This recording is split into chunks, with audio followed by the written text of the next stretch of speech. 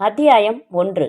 Miss Seema, விழா முடிஞ்சதும் பொதுவாக எல்லா பத்திரிகைக்காரங்களையும் சந்திச்சிங்க. அதை தவிர பிரத்யேகமான பேட்டி வேணும்னு கேட்டதுக்கு சம்மதிச்சு உங்கள் வீட்டுக்கு வர சொன்னதுக்காக முதல்ல உங்கள் ஜூனியர் பத்திரிகை சார்பா நன்றி தெரிவிச்சுக்கிறேன். பேட்டி ஆரம்பிக்கலாமா? கேளுங்க. முதல்ல ஃபார்மலான கேள்விதான்.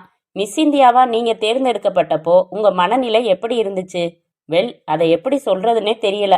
வானத்தில் பறக்கிற மாதிரி உள்ளுக்குள்ள ரத்தம் பரபரன்னு ஓடுச்சு. முகத்துல ஜிவ்வுன்னு சிவக்கிறத உணர முடிஞ்சுது. உதடு துடிச்சுது. கையில லேசா உதறலே வந்துடுச்சு. எல்லாரோட பார்வையும் என் மேல. நிகழ்ச்சியை லைவ் டெலிகாஸ்ட் வேற பண்ணினாங்க. அதனால இந்தியா முழுக்க கோடிக்கணக்கான பேர் இந்த நிமிஷம் என் முகத்தை பார்த்துக்கிட்டு இருக்காங்கங்கிற உணர்வே குறுகுறுன்னு இருந்துச்சு. கையை தொங்க விடலாமா, இடுப்புல வச்சுக்கலாமா, இல்ல தலைய கோதி விடலாமா, முகத்தை தொடச்சிக்கலாமான்னு 100 நுணுக்கமான யோசனைகள். நான் இயல்பா இல்லைங்கிறது உண்மை. மேடைக்கு நடந்தப்போ தடுமாறிடக்கூடாதே, தடுக்கிடக்கூடாதேன்னு ரொம்ப ஜாக்கிரதை உணர்வோட நடந்தேன். ஒரு தமிழ் பெண்ணான உங்களுக்கு இந்த பட்டம் கிடைச்சதுக்காக பெருமைப்படுறீங்களா? நான் டெல்லியில் வாழ்ந்தாலும் நான் பிறந்தது தமிழ்நாட்டில் தான். என்னதான் முதல்ல நான் இந்தியன், அப்புறம்தான் தமிழ் பொண்ணுன்னு நினைக்க விரும்பினாலும் இன உணர்வு தலை தூக்குறத மறைக்க விரும்பலனா ஒரு தமிழ் பெண்ணுக்கு இந்த பட்டம் கிடைச்சதுல இன்னும் கொஞ்சம் அதிகமாக சந்தோஷப்படத்தான் செய்கிறேன். கேட்கக்கூடாத ஒரு கேள்வி கேட்கலாமா? வயசு தானே, தாராளமாக சொல்கிறேன். நான் நடிகை கிடையாது, டீனேஜ்னு சொல்லிக்க. எனக்கு 22 வயசாகுது. டெல்லியில் என்ன செய்கிறீங்க? பியூட்டி பார்லரும் ஹெல்த் கிளினிக்கும் நடத்திக்கிட்டு இருக்கேன். உங்கள் குடும்பத்தை பற்றி சொல்லுங்களேன். அப்பா அம்மா சின்ன வயசுலேயே போயிட்டாங்க. நான் படித்ததெல்லாம் ஹாஸ்டல்களில் தங்கி தான். என் பெரியம்மா துணைக்கி இருக்காங்க. எனக்கு ஒரு சிஸ்டர், அவள் ஸ்டேட்ஸில் இருக்கா. உங்கள் கல்யாணத்தை பற்றி என்ன ஐடியா வச்சுருக்கீங்க? இன்னும் 2 வருஷம் கழித்து செஞ்சுக்குவேன். அது காதல் கல்யாணமாக இருக்குமா? இருந்தாலும் இருக்கலாம். நீங்க சிரிக்கிறத பார்த்தா யாரையோ நேசிக்கிறீங்கன்னு தெரியுது. ஆமா, அவர் யாருன்னு சொல்லலாமா? ரோஷமிக்க, தார்மீக கோபமுள்ள, பெண்ணையும் அவ உணர்வுகளையும் மதிக்க தெரிஞ்ச, பொய் பேசாத, பணமே குறின்னு நினைக்காத, ரசனை மிக்க சுறுசுறுப்பான ஆண்கள் அத்தனை பேரையும் எனக்கு பிடிக்கும். இதுல யார சொல்றது? You want to escape, okay. பெண்ணுக்கு அழகு ஒரு ஆபத்துன்னு சொல்ற கருத்தை பத்தி என்ன நினைக்கிறீங்க? சிலருக்கு ஆபத்தா அமைஞ்சிருக்கலாம். ஆனா பொதுவா அழகு ஒரு பெண்ணுக்கு ஆயுதம்னு நான் நினைக்கிறேன். எப்படி? நம்ம உலக வரலாற்றை புரட்டி பார்த்தா அதுல ஏராளமான பதில்கள் இருக்கும். எத்தனையோ சாம்ராஜ்யங்களை தலை குப்புற கவிழ வச்சிருக்கே அழகு. ஒரு அழகான பெண்ணுக்கு இந்த சமுதாயத்துல கேட்காமலேயே நிறைய சலுகைகள் கிடைக்கும். வயசு வித்தியாசம் இல்லாம எல்லா ஆண்களோட மனோதிரத்தையும் சில வினாடிகளாவது சுண்டி பார்க்க முடியும் பெண்ணோட அழகால. அழகான மனைவி சொல்ற சொல் மந்திரம்னு அடிமை மாதிரி கிடக்கிற எத்தனையோ கணவர்களை பார்க்குறோமே.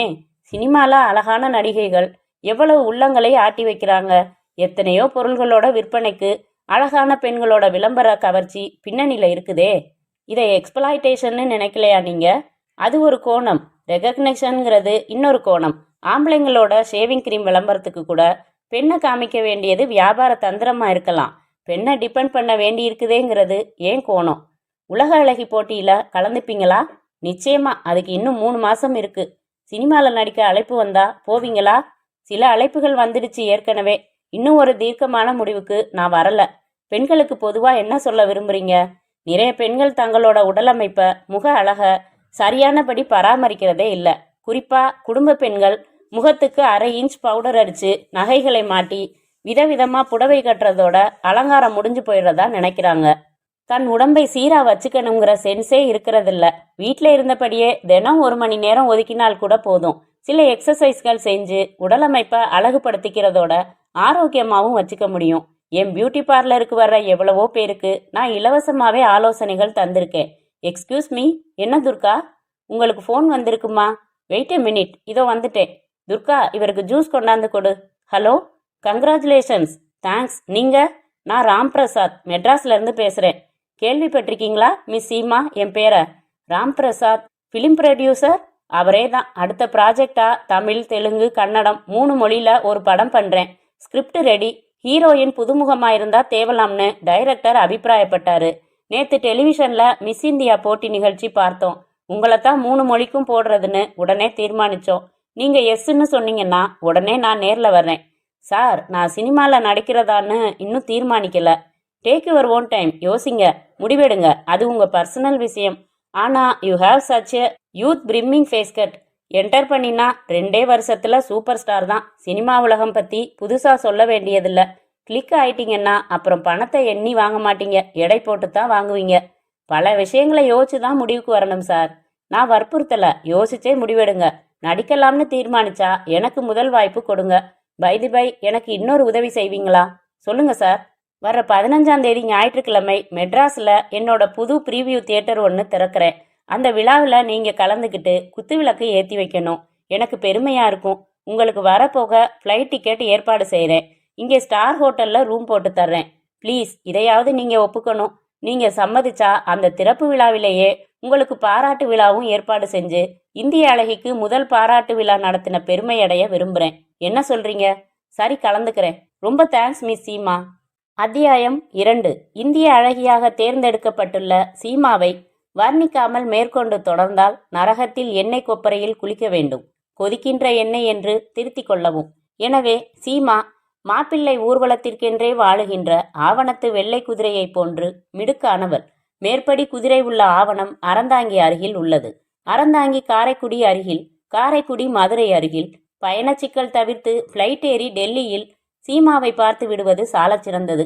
சீமாவை அதிகாலையில் அவள் வீட்டின் மொட்டை மாடியில் பார்க்கிற பாக்கியம் செய்த உயிரினமான பறவைகளுக்கு பேசத் தெரிந்தால் உடனே இந்த வார்த்தைகளை சொல்லும்.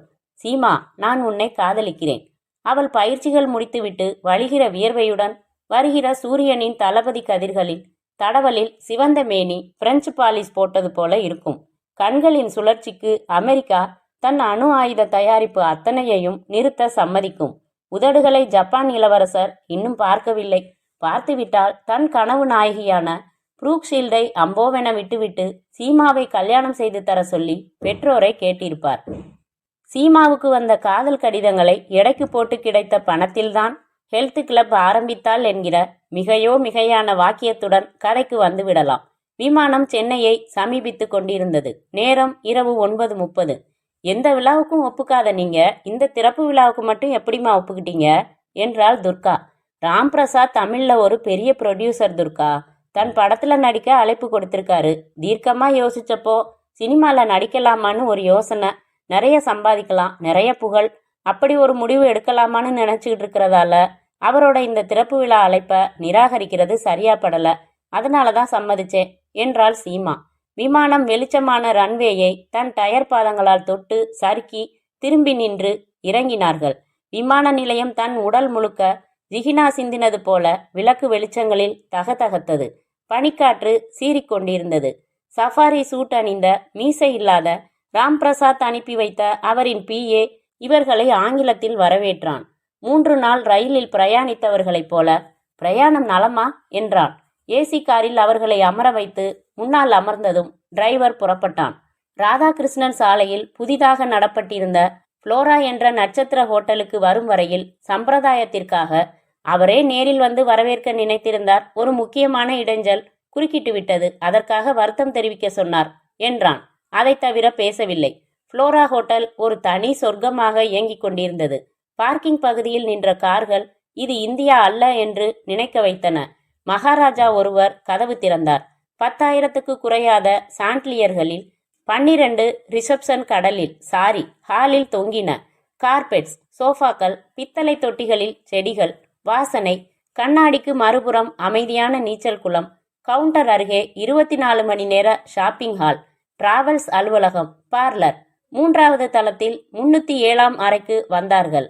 எக்ஸ்கியூஸ் மீ என்று பிஏ அங்கிருந்த போன் எடுத்து எண்கள் ஒற்றி பேசி மவுத்பீஸை கைக்குட்டையில் துடைத்து, என் பாஸ் உங்களிடம் பேச விரும்புகிறார் என்றான். ஹலோ என்றால் வாங்கி. வெல்கம் மிஸ் சீமா, நானே வர இருந்தேன், இங்கே ஒரு சிக்கல் சொன்னார். ரூம் வசதியா இருக்கா? எஸ்.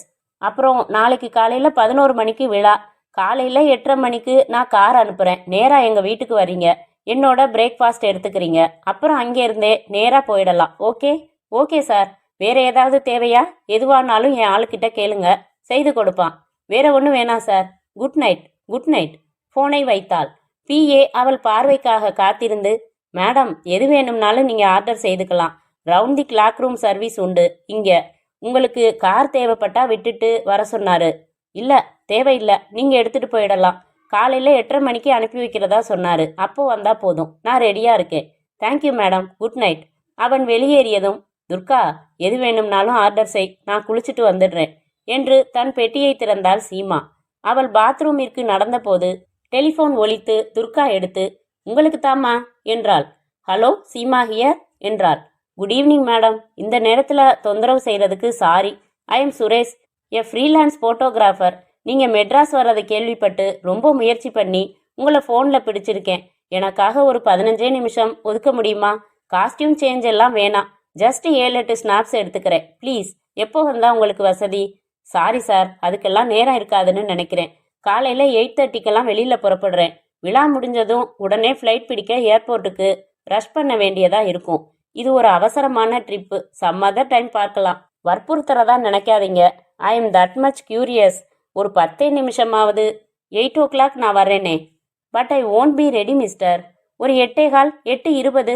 அவசரமாக போஸ் கொடுத்தா நல்லா அமையாது சார். நிதானமாக ஈடுபாட்டோட செய்ய வேண்டியது இது. நீங்கள் எந்த போஸும் தர வேணாம், சாதாரணமாக பேசிட்டு இருங்க. ஏண்டா வந்த படவான்னு என்னை திட்டுங்க. ஆனாலும் 5 நிமிஷம் உங்களை சந்திக்க அனுமதி தாங்க. எரிச்சல் தரீங்க சார் நீங்க. ஆர்வம் தாங்க காரணம். சாரிங்க, நேரம் இல்லை, வற்புறுத்தாதீங்க. குட் நைட் என்று வைத்து விட்டாள் சீமா. சில பேருக்கு அடுத்தவங்க சௌகரியம் ஒரு பொருட்டாவே தெரியறதில்ல. எப்படியாவது அவங்க காரியத்தை சாதிக்கணும். முணுமுணுத்து கொண்டே உடைகளோடு பாத்ரூம் நடந்தாள். அத்தியாயம் 3. ச, ஏன் சுரேஷ், என்ன சொன்னா? ஒரு 5 நிமிஷம் கூட ஒதுக்க முடியாதுன்னுட்டா. சரி விடு. எப்படி விடுறது மது? நான் யாரு? எவ்வளோ பெரிய ஃபோட்டோகிராஃபர்? எத்தனை பத்திரிகைகள் நான் ஃபோட்டோ எடுத்து தர மாட்டேனான்னு ஏங்குறாங்க. எத்தனை அட்வர்டைஸ்மெண்ட் ஏஜென்சிஸ் என்னை நிரந்தரமாக புக் செய்ய வலை வீசுறாங்க. படார்னு பேச்சை முறிச்சு ஃபோனை வச்சுட்டாடா அவ. சுரேஷ், நீ பெரிய ஃபோட்டோகிராஃபர் தான், ஆனால் அது அவளுக்கு தெரிஞ்சிருக்கணுமே. ஏற்கனவே உன்னை பற்றி கேள்விப்பட்டிருந்தா பொலைட்டாக பதில் சொல்லியிருப்பா. விட்டுனேன் இதை. இல்லை மது, இது இன்சல்ட். இது வரைக்கும் எனக்கு யாருமே நோ சொன்னதில்லை. போப்பாண்டவர் மெட்ராஸ் வந்திருந்தப்போ கூட நான் அப்பாயின்மெண்ட் வாங்கி எடுத்தேன். அவங்க ஸ்டாஃப் எடுத்த ஃபோட்டோ அமையாமல் நான் எடுத்த ஃபோட்டோவை வாங்கி இந்தியா டுடேல பயன்படுத்தினாங்க. புது நடிகைகள் நான் ஸ்டில் எடுத்து தர மாட்டேனான்னு தவம் இருக்காங்க. ஸ்ரீதேவி ஃப்ளைட் டிக்கெட் அனுப்பி வரவழைச்சு என்னை ஸ்டில் எடுக்க சொல்லியிருக்காங்க. நீ பெரிய ஆள் தான் சுரேஷ், யார் இல்லைன்னது? போன மாதம் வரைக்கும் இந்த சீமாவை யாருக்குடா தெரியும்? இந்திய அழகியானதும் திமிர் தலையில் வண்டியாக உட்காந்துருக்கு. வேற பேசேன் முடியாது, இதே தான் பேசுவேன். இது ஒரு பெரிய அவமானம்னு உனக்கு புரியலையா? அவமானப்படாத ஆசாமிகளே உலகத்தில் இல்லை சுரேஷ். யாரும் வெளியில் சொல்லிக்கிறதில்ல, நீயும் சொல்லிக்காத. நீ ஃபோனில் கேட்ட, அவளும் ஃபோனில் மறுத்துட்டா. எனக்கு மட்டும்தான் தெரியும். இதில் என்ன பெரிய தன்மானக்கேடு வந்துடுச்சு? எ பர்சனல் இன்சல்ட். சரியா? அதுக்காக என்ன செய்யணுங்கிற? நானும் அவளை 3வது நம்பருக்கு தெரியாமல் பர்சனலாக இன்சல்ட் செய்தாகணும். அவ்வளவுதானே? அப்படி செய்துட்டா உன் ஈகோ சமாதானம் ஆயிடுமா? சமாதானம் ஆயிடும். ஃபோனை எடு, மறுபடியும் அவளை கூப்பிட்டு உனக்கு திமிர் பிடிச்சிடுச்சாடி கழுத, நாகரிகம் கத்துக்கடி நாயேன்னு திட்டு, கண்ணா பின்னான்னு திட்டு வச்சுடு. டோன்ட் பி சில்லி மது. 2ஆம் கிளாஸ் பையன் சொல்கிற மாதிரி சொல்லாத, வேற சொல்லு. ரைட், அவள் டெல்லி போனதும் நீ பர்சனலாக ஒரு லெட்டர் போடு உன் லெட்டர் ஹெட்டில். அதில் உன்னை சரியா முறையா அறிமுகப்படுத்திக்கோ. அடுத்த வாரம் டெல்லி வர்றேன், இப்போவாவது டைம் வேணும்னு கேளு. அவள் சம்மதிப்பா. ஃபோன் செஞ்சு தேதி நேரம் எல்லாம் ஃபிக்ஸ் பண்ணிக்க. ஃபோன்லேயே காஸ்டியூம் ஹேர் ஸ்டைல் எல்லாம் சொல்லிடு. இந்த ஃபோட்டோ டைம் மேகசினில் வரப்போகுதுன்னு பீலாவுடு, நம்புவா. நீ எடுத்து வெளியான ஃபோட்டோஸ் அனுப்பி வச்சு நம்ப வை. அதுக்கப்புறம் குறிப்பிட்ட தினம் இங்கே இருந்துக்கிட்டே டெல்லியில் ஒரு ஹோட்டல்ல இருந்து பேசுகிற மாதிரி பேசி மறுபடி அப்பாயின்மெண்ட்டை உறுதி செஞ்சுக்கோ. அவளை 2 மணி நேரம் எதிர்பார்ப்போட காத்திருக்க வச்சுட்டு அப்புறம் இன்னொரு ஃபோன் செஞ்சு, யோசிச்சு பார்த்தேன் மேடம், நானே வந்து உங்களை ஃபோட்டோ எடுக்கிற அளவுக்கு நீங்கள் பெரிய ஆள்னு தோணலை. அதனால் சம் அதர் டைம் பார்க்கலாம்னு வச்சுடு. வெளியில் சொல்ல முடியாத அவமானத்தில் புழுங்குவா. How is the idea? நல்லா இருக்கு, ஆனால் ரொம்ப நாள்பட்ட திட்டமாக சொல்கிற. சுட சுட காரியம் முடியணும். அப்படின்னா ஒன்று செய், நாளைக்கு அவள் கலந்துக்கிற விழாவில் திடீர்னு பாஞ்சு முத்தம் கொடுத்துடு. உருப்படியாக சொல்லு. எவ்வளவு பெரிய பேரா பேசி ஒரு ஐடியா சொன்னேன். அதுவே உனக்கு பிடிக்கலன்னா அப்புறம் எதை சொல்கிறது? ஹேய், ஐடியா என்ன? அவகிட்ட நான் எதுக்கு அனுமதி கேட்டேன்? அவளை ஃபோட்டோ எடுக்க. அவள் மறுத்துட்டா. இப்போ அவள் அனுமதி இல்லாமலேயே அவளை ஃபோட்டோ எடுத்து பாருடி, நான் எடுத்த ஃபோட்டோஸைன்னு கவரில் போட்டு அனுப்பி வச்சா எப்படி இருக்கும்? Very good idea Suresh. நீ நினச்ச காரியமும் முடிஞ்சுது, அவளையும் அவமானப்படுத்திடலாம். ஆனால் அவள் அனுமதி இல்லாமல் எப்படி ஃபோட்டோ எடுப்ப? ஃப்ளோரா ஹோட்டல் எனக்கு பழக்கமான ஹோட்டல். கபில் தேவ் ஒரு தடவை இதே 307ஆம் நம்பர் ரூமில் தான் தங்கியிருந்தாரு. அப்போ அவரை அங்கே போய் ஃபோட்டோ எடுத்திருக்கேன். அதனால் ஹோட்டல் அமைப்பு, சீமா தங்கி இருக்கிற ரூமோட அமைப்பு ரெண்டும் அத்துப்படி. இதுக்கும் மேலே ஃப்ளாஷ் இல்லாமல் பிரமாதமாக படம் எடுக்கிற கேமரா என்கிட்ட இருக்கு. டெலிலென்ஸ் இருக்கு. அந்த ஹோட்டல்ல நமக்கு தெரிஞ்ச ஆளுங்களும் இருக்கு. என்னடா உன் திட்டம்? தமிழ் சினிமா 100 தடவை கத்து கொடுத்துருக்கிற திட்டம் தான். புரியலையே. அந்த ஹோட்டல் ரூம்பாயா வேஷம் போட போறேன். போட்டு நாளைக்கு நான் சில சாகசங்கள் செய்ய போறேன். ஈவினிங் வந்து உன்கிட்ட சீமாவோட விதவிதமான போட்டோஸ் காட்டுகிறேன். முடிஞ்சா அவ ட்ரெஸ் பண்ணிக்கிற போட்டோவே கிடைக்கும். சுரேஷ், எதுக்காக இப்படியெல்லாம் ரிஸ்க் எடுக்கிற? அவளை அவமானப்படுத்தணும் எனக்கு. You don't worry, I always win. அத்தியாயம் 4. சுரேஷ் காலை 6:30 மணிக்கெல்லாம் ஃப்ளோரா ஹோட்டல் வந்துவிட்டான். முதல் நாள் இரவே இவனுக்கு அறிமுகமான பெல்பாய் சுவாமிநாதனை அவன் வீட்டில் சந்தித்திருந்தான். விவரங்கள் சொல்லியிருந்தான். சுவாமிநாதன் சலவைக்கு போயிருக்கும் தன் யூனிஃபார்மை வாங்கி கொண்டு 7 மணிக்கு ஹோட்டல் வந்து ரிசப்ஷனில் காத்திருக்கும் இவனிடம் கொடுப்பது என்பது ஏற்பாடு. சுரேஷ் சுவாமிநாதனை சாக்கு வைத்து 2வது சிகரெட்டை கரைத்து கொண்டிருந்தான். கண்ணாடி மேற்பரப்பு கொண்ட டீப்பாய் மேலிருந்த தந்தத்தால் ஆன ஆஸ்ட்ரேயில் சிகரெட்டை நசுக்குவதில் தயக்கம் இருந்தது. சுரேஷ் அருகில் சிறிய ஹேண்ட்பேக் வைத்திருந்தான். அதனுள்ளே கேமரா காத்திருக்க ஆங்கில தினசரி எடுத்து படிக்க ஆரம்பித்த போது விழித்த துர்கா அவசரமாய் தரையிலிருந்து எழுந்தாள். சுடிதார் உடையில் அலங்காரமெல்லாம் முடித்து தயாராய் நின்று கடைசி டச்சப்பாக லிப்ஸ்டிக்கை சரி செய்து கொண்டிருந்த சீமாவை பார்த்தாள். மணி 8:30 ஆயிடுச்சு. ஏம்மா, எழுப்பக்கூடாதா என்ன? இல்ல துர்கா, மணி 6:45 தான் ஆகுது. பின்னையே இவ்வளோ சீக்கிரம் ரெடியானீங்கம்மா? 5:30க்கெல்லாம் முழிப்பு வந்துடுச்சு, எழுந்துட்டேன். அப்புறம் தூக்கம் வரல, குளிச்சு ரெடி ஆயிட்டேன். எனக்கு போர் அடிக்குது. நீ குளி, நான் கொஞ்சம் தூரம் வாக்கிங் போயிட்டு வர்றேன். பனி இருக்குமா? ஒத்துக்காது உங்களுக்கு. அதெல்லாம் ஒன்றும் செய்யாது. சீமா துப்பட்டாவை கழுத்தில் அலட்சியமாக விசிறிக்கொண்டு அறையை விட்டு வெளியே வந்து நடந்தாள். சீமா லிப்டில் கீழே வந்து ஹோட்டலின் வாசலுக்கு நிதானமாக நடந்தபோது யதேச்சையாக பேப்பரில் இருந்து நிமிர்ந்த சுரேஷ் பார்த்து விட்டான். பேப்பர்களில் அவள் போட்டோக்களை பார்த்திருந்ததால் அவனால் உடனடியாக அடையாளம் கண்டுகொள்ள முடிந்தது. கும்பிட போன தெய்வம் குறுக்கே வந்தது போல இருக்கிறதே என்று பழமொழியெல்லாம் நினைத்து கொண்டு சுரேஷ் எழுந்து கொண்டு விட்டான். சீமா சாலையில் கைகளை கட்டிக்கொண்டு மெதுவாக நடந்தாள். சாலையில் வாகனங்கள் இடைவெளி விட்டு விட்டு சீறின. பெட்டிக்கடையில் புத்தகங்களை தொங்கவிட்டு கொண்டிருந்தார்கள். ஷார்ட்ஸ் போட்ட ஒரு இளைஞன் தப் தப் என்று கடற்கரையை நோக்கி சீராக ஓடிக்கொண்டிருந்தான். அந்த மரம் தன் காலடியில் சிவப்பு மலர்களை தன் வேர்களுக்காக அர்ச்சனை செய்து கொண்டிருந்தது. ஒரு ஆட்டோ டிரைவர் டீக்கடையின் தகர குவளையில் தண்ணீர் மொண்டு முகம் கழுவி சட்டை முனையிலேயே துடைத்து கொண்டான். சுரேஷ் அவள் பின்னாலேயே நடந்தவன் கேமராவை கையில் எடுத்து கழுத்தில் மாட்டிக்கொண்டு நடந்து கொண்டே பின்புறத்தில் இருந்து அவளை ஃபோக்கஸ் செய்து பார்த்தான். சீமா அந்த புத்தக கடையில் நின்று ஏதோ பேசியபோது சைடு போஸ் கிடைத்தது. உடனே சுரேஷ் ஓசையின்றி கிளிக் செய்தான். தொடர்ந்தான். சீமா தொடர்ந்து நடந்து அப்போதுதான் ஷட்டரை உயர்த்திவிட்டு கொண்டிருந்த ஒரு மெடிக்கல் ஷாப் முன்னால் நின்று கடை முழுவதுமாய் திறப்பதற்கு காத்திருந்த போது திடீரென்று வீசிய காற்றில் அவளின் துப்பட்டா தோளில் இருந்து நழுவி கீழே விழுந்துவிட அதை குனிந்து எடுத்த போஸை பத்திரப்படுத்தினான் சுரேஷ். சீமா மெடிக்கல் ஷாப்பிற்குள் செல்ல இவன் தூரத்தில் அவள் திரும்புவதற்காக காத்திருந்தான். 2 நிமிடங்களில் சீமா வெளிப்பட்டவள் தன் ஹோட்டலை நோக்கி, அதாவது சுரேஷை நோக்கி நடக்க துவங்க சுரேஷ் அவசரமாக கேமராவை கழற்றி கைப்பைக்குள் வைத்துக்கொண்டு சாலையோரமாக ஒதுங்கி நின்றான். சிகரெட் பற்ற வைத்துக்கொண்டு யாருக்கோ காத்திருப்பவன் போல பாவனை செய்தான். சீமா அவனை கவனிக்கவே இல்லை. அவளை தாண்டி நடந்தாள். சுரேஷ் பெருமூச்சு விட்டான்.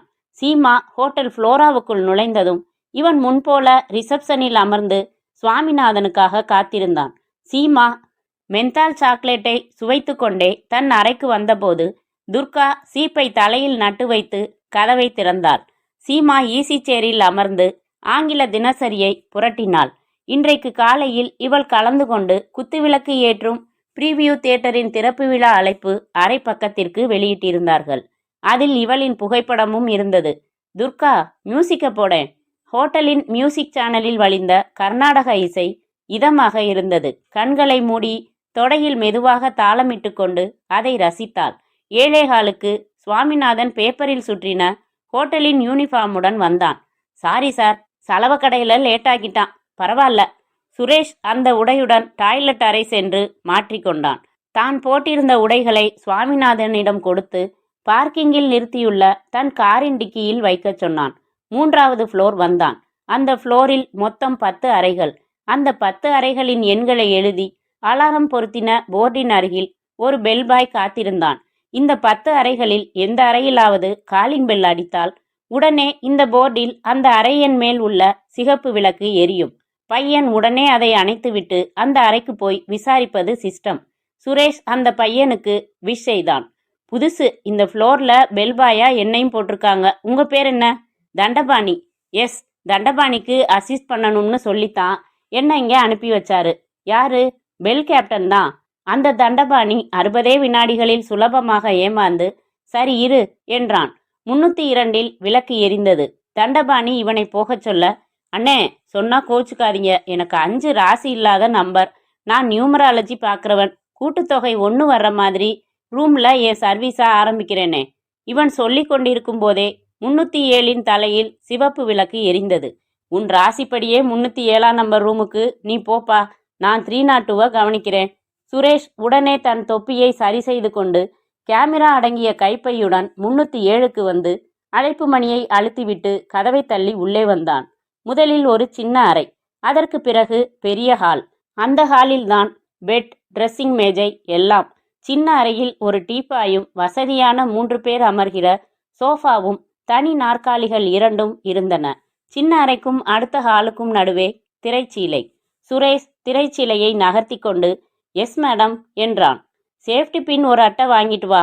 எஸ் மேடம் என்று சுரேஷ் அவள் கொடுத்த பணத்தை பெற்றுக்கொண்டு ஹாலை விட்டு சிறிய முன் வரவேற்பறைக்கு வந்தான். அறையின் கதவை சும்மா திறந்து உடனே லேசான ஓசையுடன் மூடினான். ஆனால் இவன் வெளியேறாமல் அங்கேயே இருந்தான். சட்டென்று அந்த 3 அமரும் சோஃபாவின் பின்புறம் தாவி நீளமாக படுத்து கொண்டான். மிகவும் கச்சிதமான மறைவிடம் அது. யாராவது மெனக்கெட்டு சோஃபாவை தாண்டி எட்டி பார்த்தாலோ அல்லது தரையில் மண்டியிட்டு அமர்ந்து குனிந்து பார்த்தாலோ மட்டுமே அவனை பார்க்க இயலும். இவன் இருந்த இடத்தின் ஒரு விளிம்பில் இருந்து உள்ஹால் மிகவும் துல்லியமாக தெரிந்தது. சீமா ஈசி சேரில் அமர்ந்து நியூஸ் பேப்பர் புரட்டி கொண்டிருக்க, துர்கா சுதந்திரமாக சேலையின் தலைப்பை எடுத்து மீண்டும் மடிப்பமைத்து மேலே போட்டு கொண்டாள். சுரேஷ் படுத்தவாறே கேமராவில் சீமாவை ஃபோக்கஸ் செய்து ஓசையின்றி படம் பிடித்தான். எந்த பிரச்சனையுமின்றி இந்த ரோல் முழுக்க இவளை விதவிதமாக எடுத்து அவளையே அசத்திவிட வேண்டும் என்கிற துடிப்பு அதிகமாக இருந்தது. அவன் தன் அம்பாசிடர் காரை ஹோட்டல் ஃப்ளோராவுக்கு 2 கட்டிடங்கள் முன்னதாக இருந்த இன்னும் திறக்காத அந்த வைன்ஷாப் முன்னால் நிறுத்தினான். இறங்கினான். வெள்ளை பேண்ட், வெள்ளை சட்டை அணிந்து கருப்பு பெல்ட் போட்டிருந்தான். 2 காதுகளையும் கிட்டத்தட்ட விழுங்கிவிட்ட ஏராள தலைமுடியை வகிடில்லாமல் சீவியிருந்தான். பவர் கிளாஸ் செல் பிரேமில் அணிந்திருந்தது சற்று வயதை கூட்டி காட்டியது. பேண்ட் பாக்கெட்டில் இருந்து பாலித்தீன் பை எடுத்து கிழித்து உள்ளிருந்து பீடா எடுத்து வாயில் போட்டுக்கொண்டு நடந்தான். உதடுகளில் வலியே இருந்த சாற்றை முகத்தை அண்ணாத்தி உறிஞ்சி விழுங்கினான். மென்று கொண்டே பேண்டின் 2 பாக்கெட்டுகளிலும் கைகளை நுழைத்து கொண்டான். ஒரு கை கர்ச்சீப் உணர்ந்தது. அதில் ஈத்தர் நனைக்கப்பட்டிருந்தது. மற்றொரு கை சிறிய பிஸ்டல் உணர்ந்தது. அதில் புல்லட்ஸ் நிரப்பப்பட்டிருந்தது. அவன் நடந்தான். ரிசப்ஷன் அருகே சென்று அங்கே போர்டில் பார்வையை தடவினான். 307 மிஸ் சீமா என்று அவளின் டெல்லி விலாசம் இருந்தது. லிஃப்ட் எங்க இருக்கு என்றான் மென்று கொண்டே. Go straight and turn to your left. Thank you. அவள் கன்னத்தில் தட்டுகிற ஆசையை கட்டுப்படுத்தி கொண்டு அவன் நடந்து லிஃப்டை அடைந்தான். 3வது எண்ணை அழுத்தினான். லிஃப்டில் இருந்த கண்ணாடியில் தன்னை பார்த்து கொண்டவன் திடீரென்று நினைத்து கொண்டு தன் பீடாச்சாற்றை ஒற்றை விரலால் தொட்டு அந்த கண்ணாடியில் மிஸ் இந்தியா மிஸ்ஸிங் என்று ரேகையுடன் எழுதினான். எச்சில் விழுங்கினான். வெளிப்பட்டான். தயங்காமல் காரிடாரில் நடந்தான். 307 முன் நின்று காலிங் பெல்லை அழுத்தினான். Yes come in. உள்ளிருந்து தேய்மானத்துடன் குரல் வந்ததும் தள்ளி திறந்து நுழைந்து தாளிட்டு சின்ன அறையிலிருந்து ஹாலுக்கு வந்தான். ரூம்பாயை எதிர்பார்த்த துர்கா இவனை பார்த்து என்ன சார் என்றாள். அவன் குரல் கேட்டபின் சீமா நிமிர்ந்தாள். சுரேஷ் யார் இவன் என்ற கேள்வியுடன் மூவரையும் தன் மறைவிடத்திலிருந்து பார்த்தான். வந்தவன் ஷூ, யாரும் சத்தம் போடக்கூடாது என்றான். பிறகு சீமா பக்கம் திரும்பினான். பாப்பா என்றான். அவள் திரும்பி பார்த்து கொள்ள, உன்னைத்தான் பாப்பா, ஒண்ணுமில்ல, ஒரு சின்ன குற்றம் செய்ய போறேன், அதுக்கு உன்னோட ஒத்துழைப்பு வேணும் என்று வெற்றிலை கரையுடன் கூடிய சிவந்த பற்களில் சிரித்தான். மிஸ்டர், முதல்ல நீங்க வெளியில போறீங்களா என்றாள் சீமா. போறேன், நீயும் வந்துடு என்னோட. என்னது? நான் சொன்ன குற்றம் உன்னை கடத்திக்கிட்டு போறதுதான். அட பாவி என்று சொல்லிக்கொண்டே சுரேஷ் அவசரமாக காட்சியை படுத்த நிலையிலேயே சோஃபா மறைவில் இருந்தபடியே ஃபோக்கஸ் செய்ய ஆரம்பித்தான். இப்போ வெளியே போறியா? ரிசப்ஷனை கூப்பிட்டு ஹோட்டல் செக்யூரிட்டியை வரவழைக்கட்டுமா என்றாள் சீமா. ஒரு நிமிஷம் என் கையில் என்ன இருக்குன்னு பார்த்துட்டு கூப்பிடு பாப்பா. சீமா அலட்சியமாக திரும்பியவள் அதிர்ந்து போனாள். அவன் கையில் பிஸ்டல் இருந்தது. அது அவளையே குறிப்பார்த்து கொண்டிருந்தது. ரொம்ப சுலபமான வழி பாப்பா இது. இந்த ட்ரிக்கரை எழுதா போதும், அடுத்த செகண்ட் இந்திய அழகி பலூன் மாதிரி வெடிச்சு சிதறிடுவா. ஒரு பேரழகிக்கு இந்த பயங்கர சாவு அவசியம்தானா பாப்பா? வியர்த்து போன சீமா, நோ, என்னை சுட்டுடாத என்றாள். சுரேஷ் பதட்டத்துடன் இந்த காட்சியை கிளிக் செய்து கொண்டான். இந்த சூழ்நிலையில் தான் எப்படி செயல்படலாம் என்று யோசித்தான். ஆயுதம் வைத்துள்ள ஒருவனிடம் நிராயுதபாணியாக மோதுவது முட்டாள்தனம். அனாவசியமாக என் உயிரை பணயம் வைக்க முடியாது. நைஸாக நழுவி கதவை திறந்து வெளியேறி சிரமம். கதவை தாளிட்டுள்ளான். அதை நீக்கும்போது சத்தம் கேட்கும். கைப்பிடியை அழுத்தி திறக்கும்போது சத்தம் கேட்கும். மாட்டிக்கொள்வேன். பின்புறமாக நடந்து சென்று அவனை தாக்கலாம் என்றாலும் சிக்கல் இருக்கிறது. சீமா திடீரென்று முளைத்த என்னை ஆச்சரியத்துடன் பார்ப்பாள். அவள் பார்வையின் மாற்றத்தில் அவன் எச்சரிக்கையாகி திரும்பி என்னை பார்த்து விட்டான் என்றால் தொலைந்தேன். கையில் பிஸ்டல். நிச்சயமாக திருவிழாவில் வாங்கின சமாச்சாரமாக தெரியவில்லை. துர்கா சற்று ரோஷமாகி, டேய், எங்க அம்மாவையா சுடுவ என்று 2 அடி முன்னால் வர, இல்ல பொண்ணு, உன்னை சுடுவேன். இந்த பிஸ்டல் சுடுதா இல்லையான்னு உன் மேல டெஸ்ட் பண்ணி பார்த்துக்கட்டுமா? அவன் துர்காவை நெருங்கி அவள் கையை முறுக்கி நெற்றி போட்டில் பிஸ்டல் முனையை வைத்து, சுடட்டுமா என்றான். வேணா, ப்ளீஸ் வேணா என்றாள் சீமா.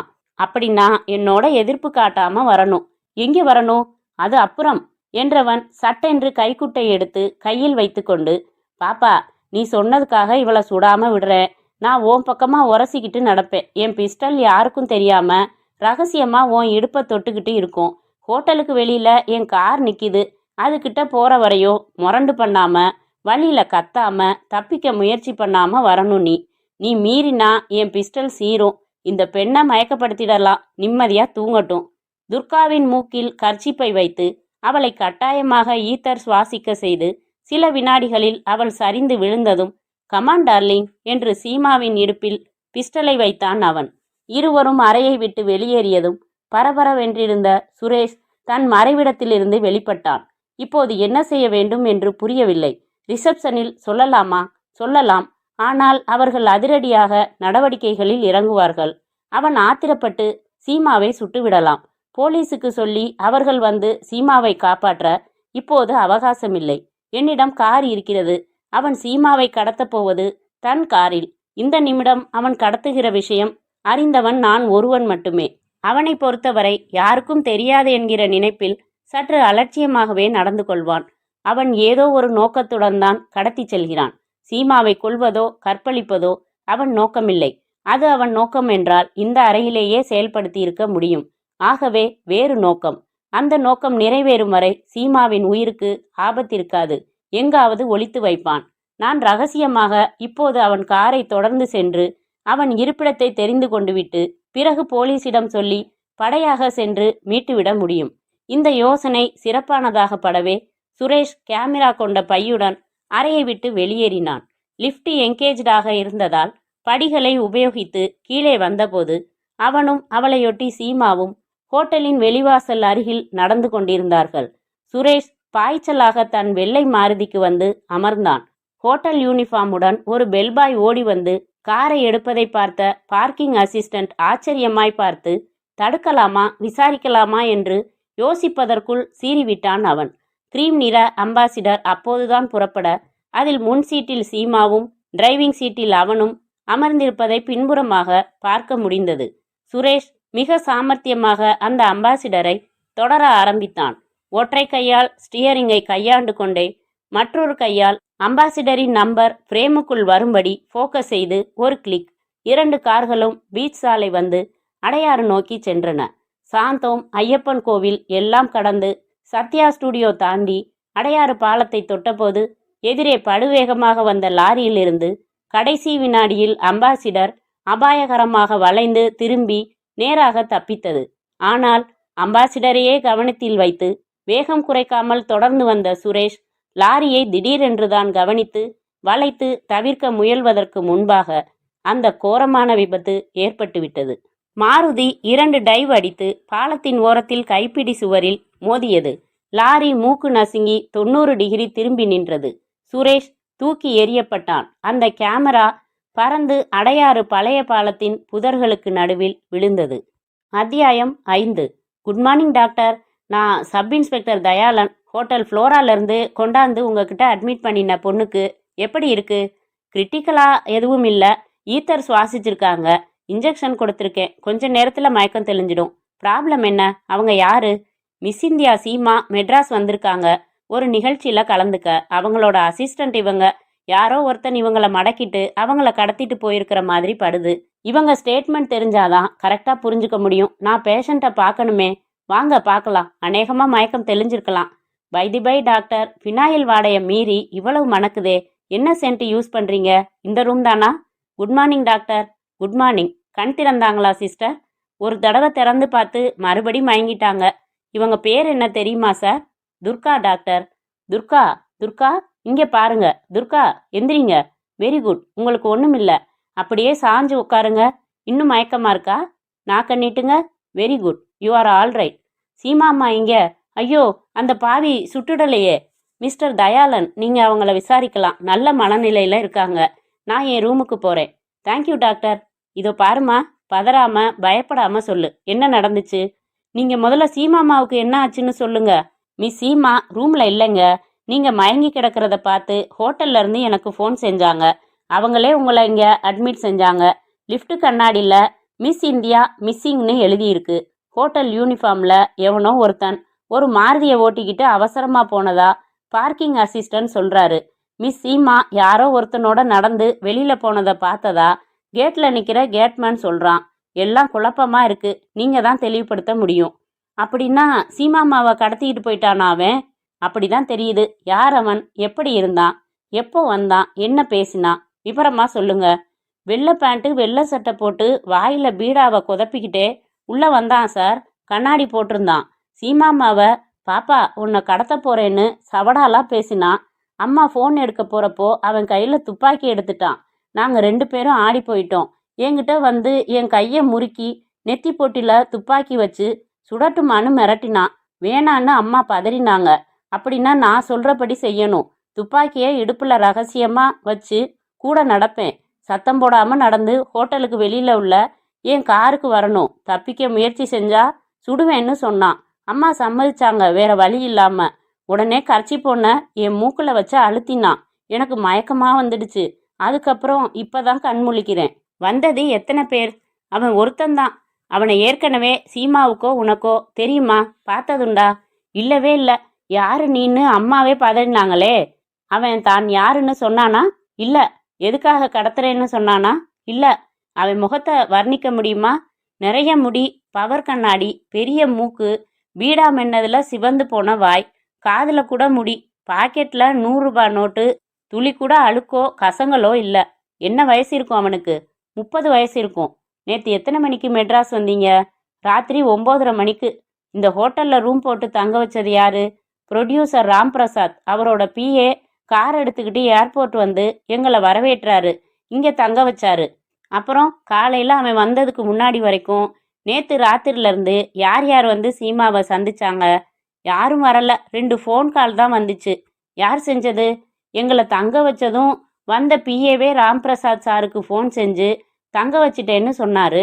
அப்புறம் அவர் சீமாம்மா கிட்ட பேசினார். காலையில் 8:30 மணிக்கு ரெடியாக இருங்க, கார் அனுப்புகிறேன், எங்கள் வீட்டில் டிஃபன் சாப்பிட்டுட்டு விழாவுக்கு போகலாம்னு சொன்னார். இன்னொரு கால்? அது யாரோ ஃபோட்டோகிராஃபர் ஃபோன் செஞ்சான். ஒரு 1/4 மணி நேரம் வேணும், ஃபோட்டோ எடுக்கணும்னு கேட்டானா. இந்த ட்ரிப்பில் நேரம் இல்லைன்னு அம்மா சொல்லிட்டு வச்சுட்டாங்க. யார் அந்த ஃபோட்டோகிராஃபர்? பேர் தெரியுமா? நான் கேட்டுக்கல சார்.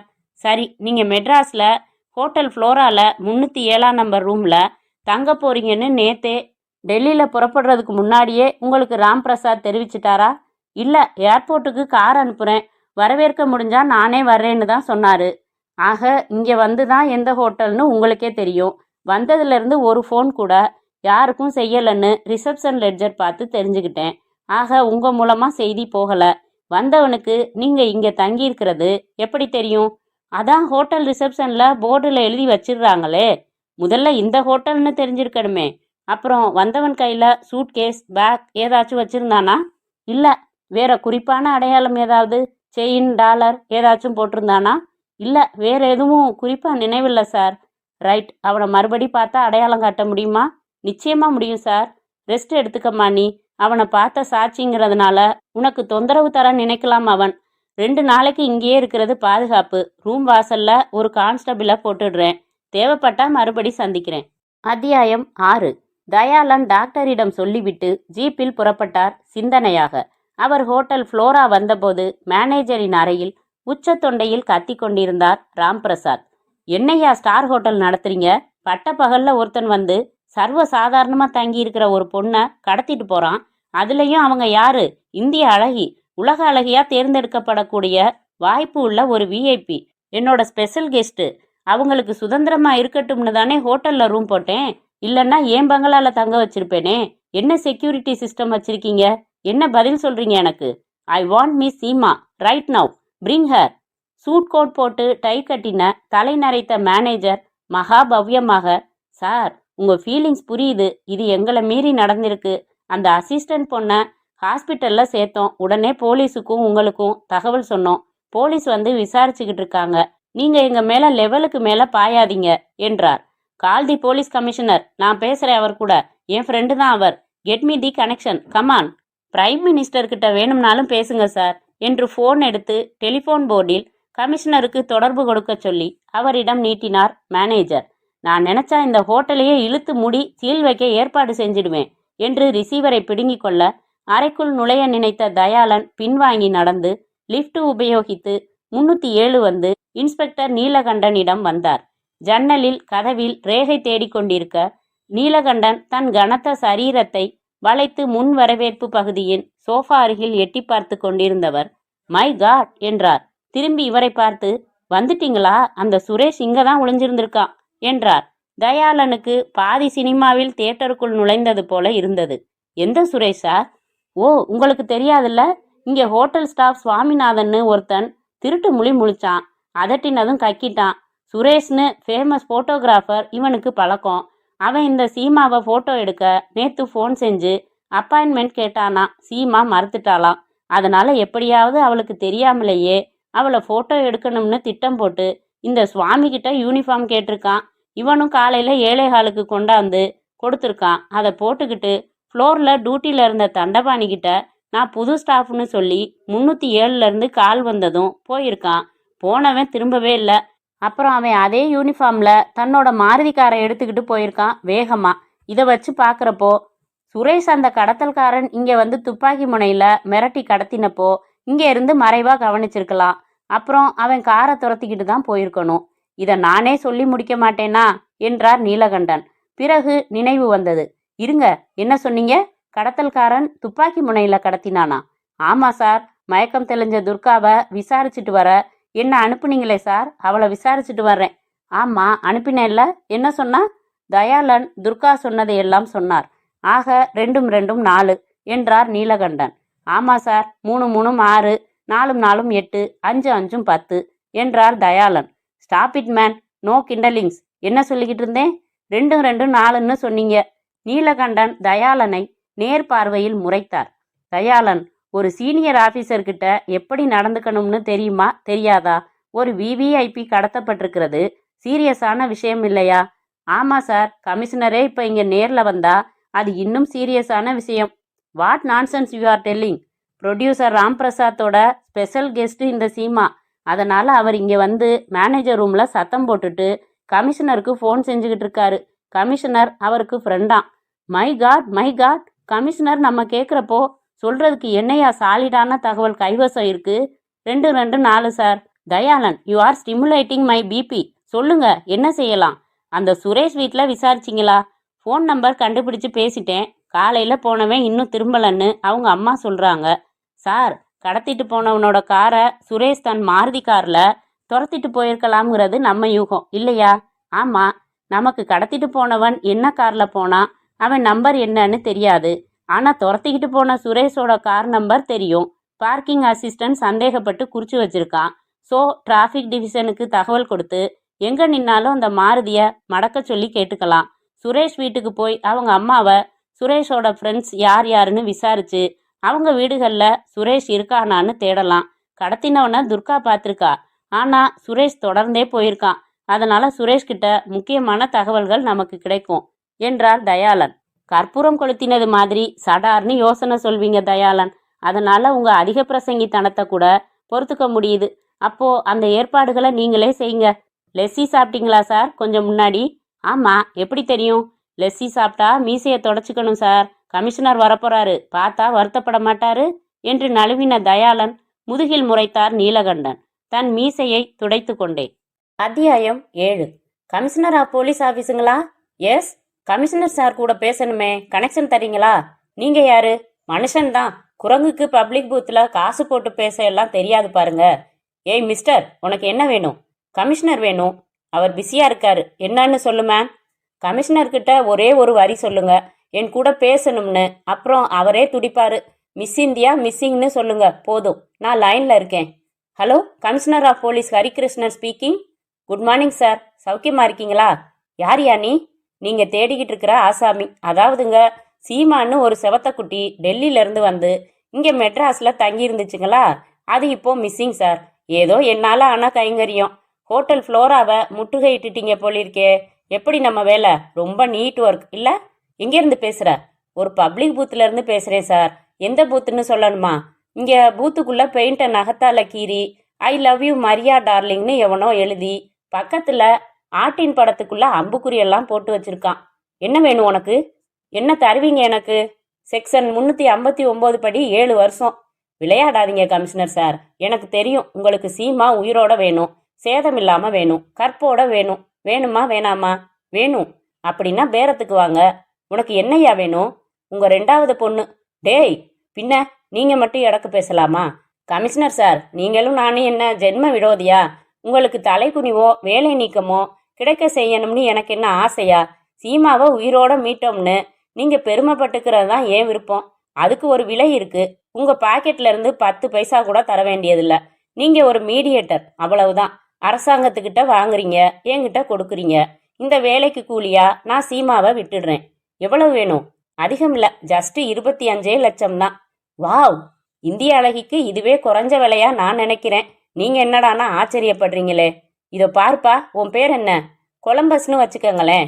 அவன் அமெரிக்காவை கண்டுபிடிச்சான். நான் ஒரே நாள்ல பெரிய லட்சாதிபதி ஆவது எப்படின்னு வழி கண்டுபிடிச்சேன். உன் நிபந்தனைக்கு நாங்க கட்டுப்படலன்னா? இது கேள்வி. வழக்கமா இந்த கேள்விக்கு கடத்தி வச்சிருக்கிற ஆசாமி என்ன பதில் சொல்வான்?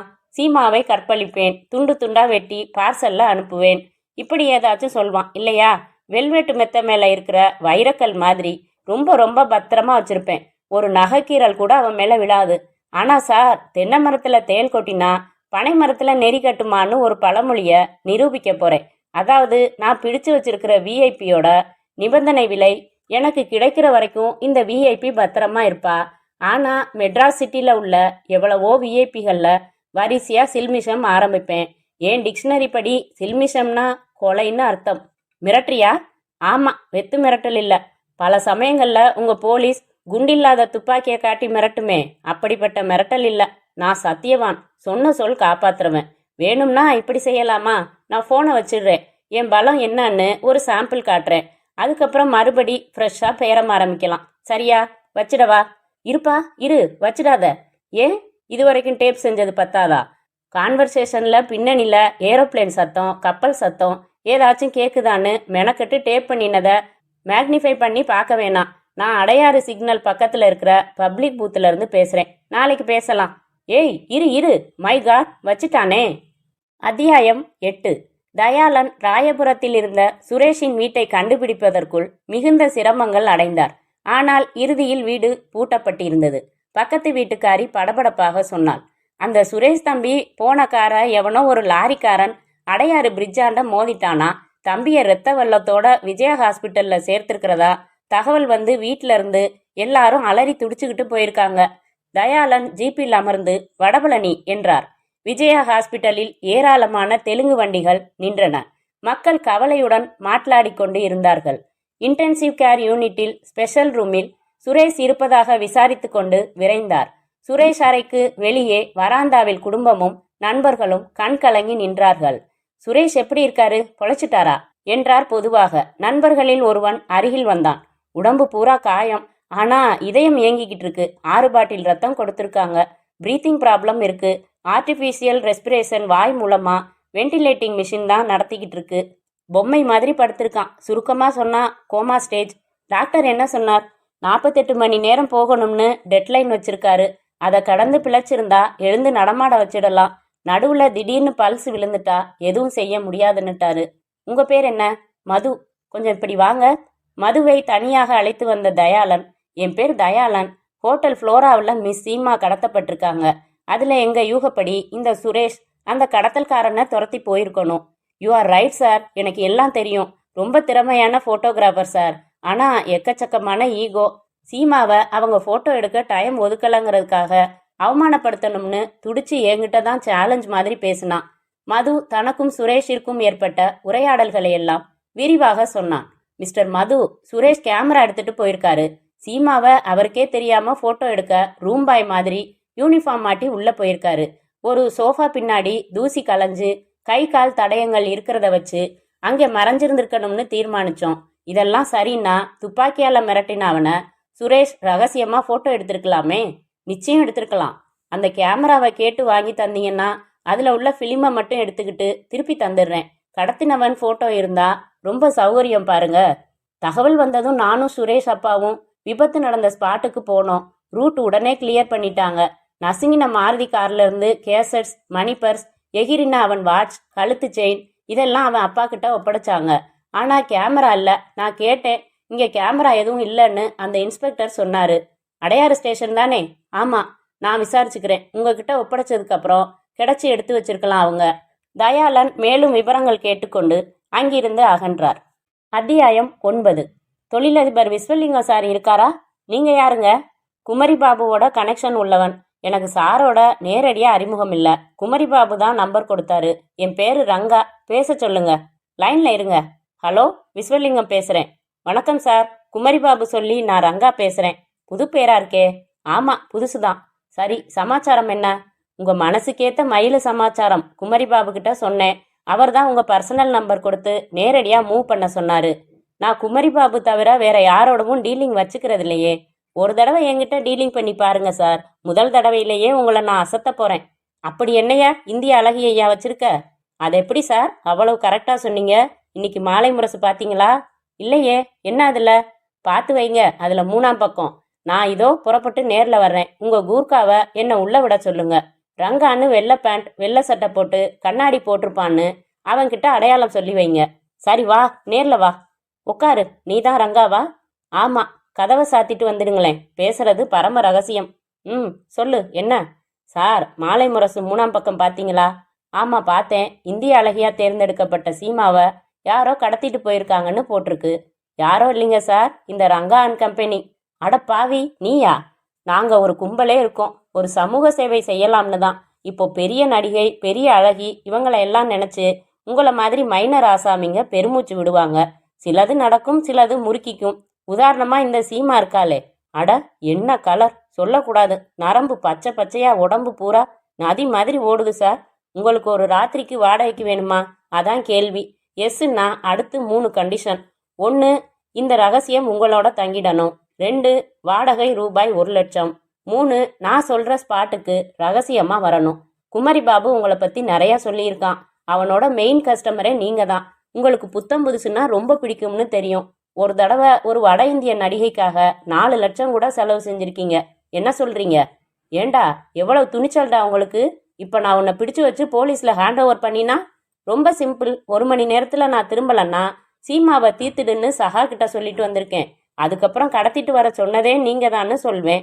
ஏன் சார் ஆகாத பேச்செல்லாம்? உங்களுக்கு இஷ்டம் இல்லைன்னா சடார்னு சொல்லுங்க. அடுத்து நிறைய பேர் வெயிட்டிங் லிஸ்ட்ல இருக்காங்க. ₹1,00,000 பெரிய விஷயம் இல்ல. சீமாவுக்கு அதுக்கு மேலேயே கொடுக்கலாம். ஆனா அவ எப்படியா ஒத்துழைப்பா? என்ன சார் புரியாம பேசுறீங்க? அவ ஒத்துழைப்போடவா கடத்தினோம்?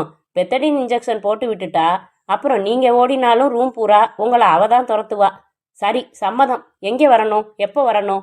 இன்னைக்கு ராத்திரி 10:30 மணிக்கு எல்லோரா ஹோட்டல் ராஜாங்கம்ங்கிற பேர்ல உங்களுக்கு ரூம் பதிவு செய்யப்பட்டிருக்கும். அந்த பேரை சொல்லி சாவி வாங்கிட்டு போய் இருங்க. 10 நிமிஷத்துல நான் வர்றேன். சீமாவோட பாதி பணம் இப்போ, பாதி பணம் அப்புறம். இதெல்லாம் சரி, சீமா உங்ககிட்ட இருக்கான்னு நான் எப்படி நம்புறது? சார், வந்து உட்கார்ந்ததுமே கேட்க வேண்டிய கேள்விய இவ்வளவு லேட்டா கேட்குறீங்களே. கேட்டா காட்டலாம்னு தான் காட்டாம வச்சிருந்தேன். இது போலராய்ட் கேமரால எடுத்த போட்டோ. ஓரத்துல டைம் ரெஜிஸ்டர் ஆகியிருக்கு பாருங்க. ஆகியிருக்கா? 12:30ன்னு இருக்கு. இன்னைய தேதி தான் இருக்கு. சீமா கடத்தப்பட்டது காலையில 7:30க்கு. நம்புறீங்களா? இப்போ கட்டி போடப்பட்டிருக்கிறது சீமா தானான்னு இன்னொரு சந்தேகம் கேட்பீங்களா? இல்ல, நம்புறேன். வர்றேன். இரு, பணம் தர்றேன். அத்தியாயம் 10. இரவு மணி 10:30. ஹோட்டல் எல்லோரா வாசலில் தன் காரை நிறுத்தி ஹாரன் அடித்தார் விஸ்வலிங்கம். பட்டு ஜிப்பா, பட்டு வேஷ்டியில் அத்தரெல்லாம் போட்டு மணக்க மிதக்க வந்திருந்தார். கேட் முழுவதுமாக திறக்கப்பட்டதும் காரை ஸ்டைலாக உள்ளே செலுத்தி பார்க் செய்தார்.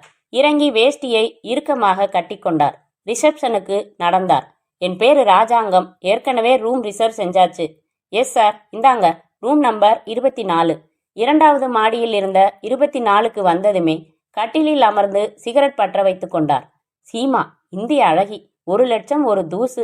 ஆனால் சீமாவை அணைக்கிற வாய்ப்பு எவனுக்கு கிடைக்கும்? என்னை போல பணத்தை நோட்டீஸ் போல விசிறி எரிகிறவனுக்குத்தான் கிடைக்கும். ச, பணம் எவ்வளவு அற்புத சக்தி! யாரை வேண்டுமானாலும் படுக்கைக்கு இழுத்து வந்துவிடும் போலிருக்கிறதே. விஸ்வலிங்கம் யோசித்து கொண்டிருக்கும் போது கதவு தட்டப்பட்டது. எஸ், கம்மின் என்றார். உள்ளே வந்தான் அவன். என்ன ரங்கா, அழைச்சிட்டு வந்துட்டியா என்று பரபரத்தார். பின்ன கார்ல இருக்கு, மிச்ச பணத்தை கொடுங்க, என் பார்ட்னர்ஸ் கிட்ட கொடுத்துட்டு கூட்டிட்டு வர்றேன். எவ்வளோ பெரிய கேஸா இருந்தாலும் பணத்தை முன்னாடி வாங்கிக்கிறத விட மாட்டீங்க ஐயா.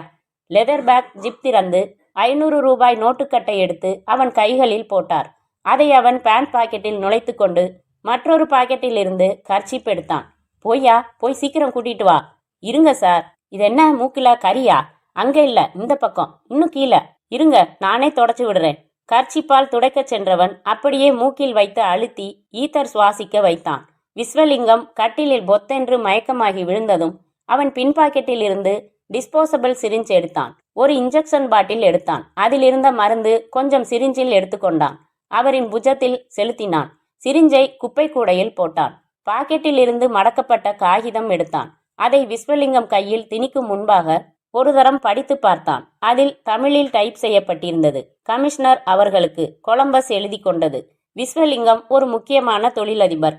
பேசாமல் 25 லட்சம் கொடுத்து சீமாவை மீட்டுக் கொள்வதை விட்டுவிட்டு ஏன் இப்படி ஒரு விஐபியை இழந்தீர்கள்? இன்னும் எத்தனை முக்கிய புள்ளிகளை இழக்கப் போகிறீர்கள்? என் நிபந்தனைகளுக்கு சம்மதம் எனில் நாளைய இந்து பேப்பரில் வரி விளம்பரங்கள் பகுதியில் கான்டாக்ட் அஸ் போலீஸ் என்று ஒரு பாக்ஸ் மேட்டர் போடுங்கள். அப்படி இல்லையெனில் அடுத்த விஐபியை பிணமாக மார்ச்சுவரிக்கு அனுப்பி வைக்க தயாராய் இருங்கள். கொலம்பஸ். அந்த கடிதத்தை வைத்துவிட்டு, விஸ்வலிங்கம் சார், என் நோக்கத்துக்காக உயிர் கொடுக்கும் உத்தமரே, நீர் வாழ்க. சாரி, எங்க வாழறது? அதான் மயக்கத்திலேயே சாக போறீங்களே. வர்றேன். மேல போயும் இந்த வயசுல பொண்ணு பொண்ணுன்னு அலையாதீங்க என்று பேசிவிட்டு அறையை விட்டு வெளியே வந்தான். ரிசப்ஷனுக்கு வந்தான். உங்க பேர் என்ன என்றான். ரத்னா. ஏன் என்றாள். சும்மா கேட்டேன் என்று வெளியேறினான். அருகாமை டெலிபோன் பூத்தில் நிறுத்தி எண் சுழற்றி, ரத்னாவா பேசுறது என்றான். ஆமா, அது எப்படி கரெக்டா? நீங்க யார்? கடவுள். அது சரி, நீ இதுவரைக்கும் கொலை செய்யப்பட்ட ஆளை நேர்ல பாத்திருக்கியாமா? இல்ல. 24ஆம் நம்பர் ரூமுக்கு போய் பாருமா. ரிசீவரை தொங்க விட்டு விட்டு புறப்பட்டான். அவன் விசிலடித்து கொண்டே தன் மணிப்பர்ஸை பிரித்தான். அங்கே செருகி வைக்கப்பட்டிருந்த புகைப்பட பெண்ணிடம், இந்த கொலையெல்லாம் உனக்காகத்தான் டார்லிங் என்று முத்தமிட்டான். முத்தமிடப்பட்ட போட்டோவில் சீமா சிரித்தாள். அத்தியாயம் 11. நியூட்டன், கேஸ உங்ககிட்ட ஒப்படைச்சு 2 நாள் ஆச்சு. இன்னும் யாரையும் கைது செய்யல நீங்க. இது நம்ம டிபார்ட்மெண்ட்டுக்கே அவமானம். ராம் பிரசாத் ஒரு பக்கம் சென்ட்ரல் லெவல்ல ப்ரெஷர் கொடுக்கறாரு. அவர் கொடுக்கறது இருக்கட்டும், நமக்கே இது சேலஞ்சிங்கா இல்லையா? அற்புதமா சீமாவை கடத்தி போய் வச்சுக்கிட்டு எனக்கே ஃபோன் செஞ்சு 25 லட்சம் கேட்டு நான் மறுத்ததும் பெரிய புள்ளி விஸ்வலிங்கத்தை எல்லோரா ஹோட்டல்ல வச்சு விஷ ஊசி போட்டு தீத்துட்டு லெட்டர் வச்சான். அதுக்கும் சரின்னு பேப்பர்ல அவன் சொன்னபடி விளம்பரம் கொடுத்தோம். மறுபடி நம்மள அவன் எந்த வகையிலையும் தொடர்பு கொள்ளல. ஏன், இதுவரைக்கும் நீங்க அவனை பத்தி என்னதான் தகவல் சேகரிச்சிருக்கீங்க? அவன் பேர் என்ன? எங்க இருக்கான்? அவனோட அடுத்த மூவ் என்ன? விஸ்வலிங்கம் தன் வீட்டுல யார்கிட்டையும் போற இடத்த சொல்லாம டிரைவர் வேணாம்னு தனியா கார்ல எல்லோரா ஹோட்டல் ஏன் வந்தாரு?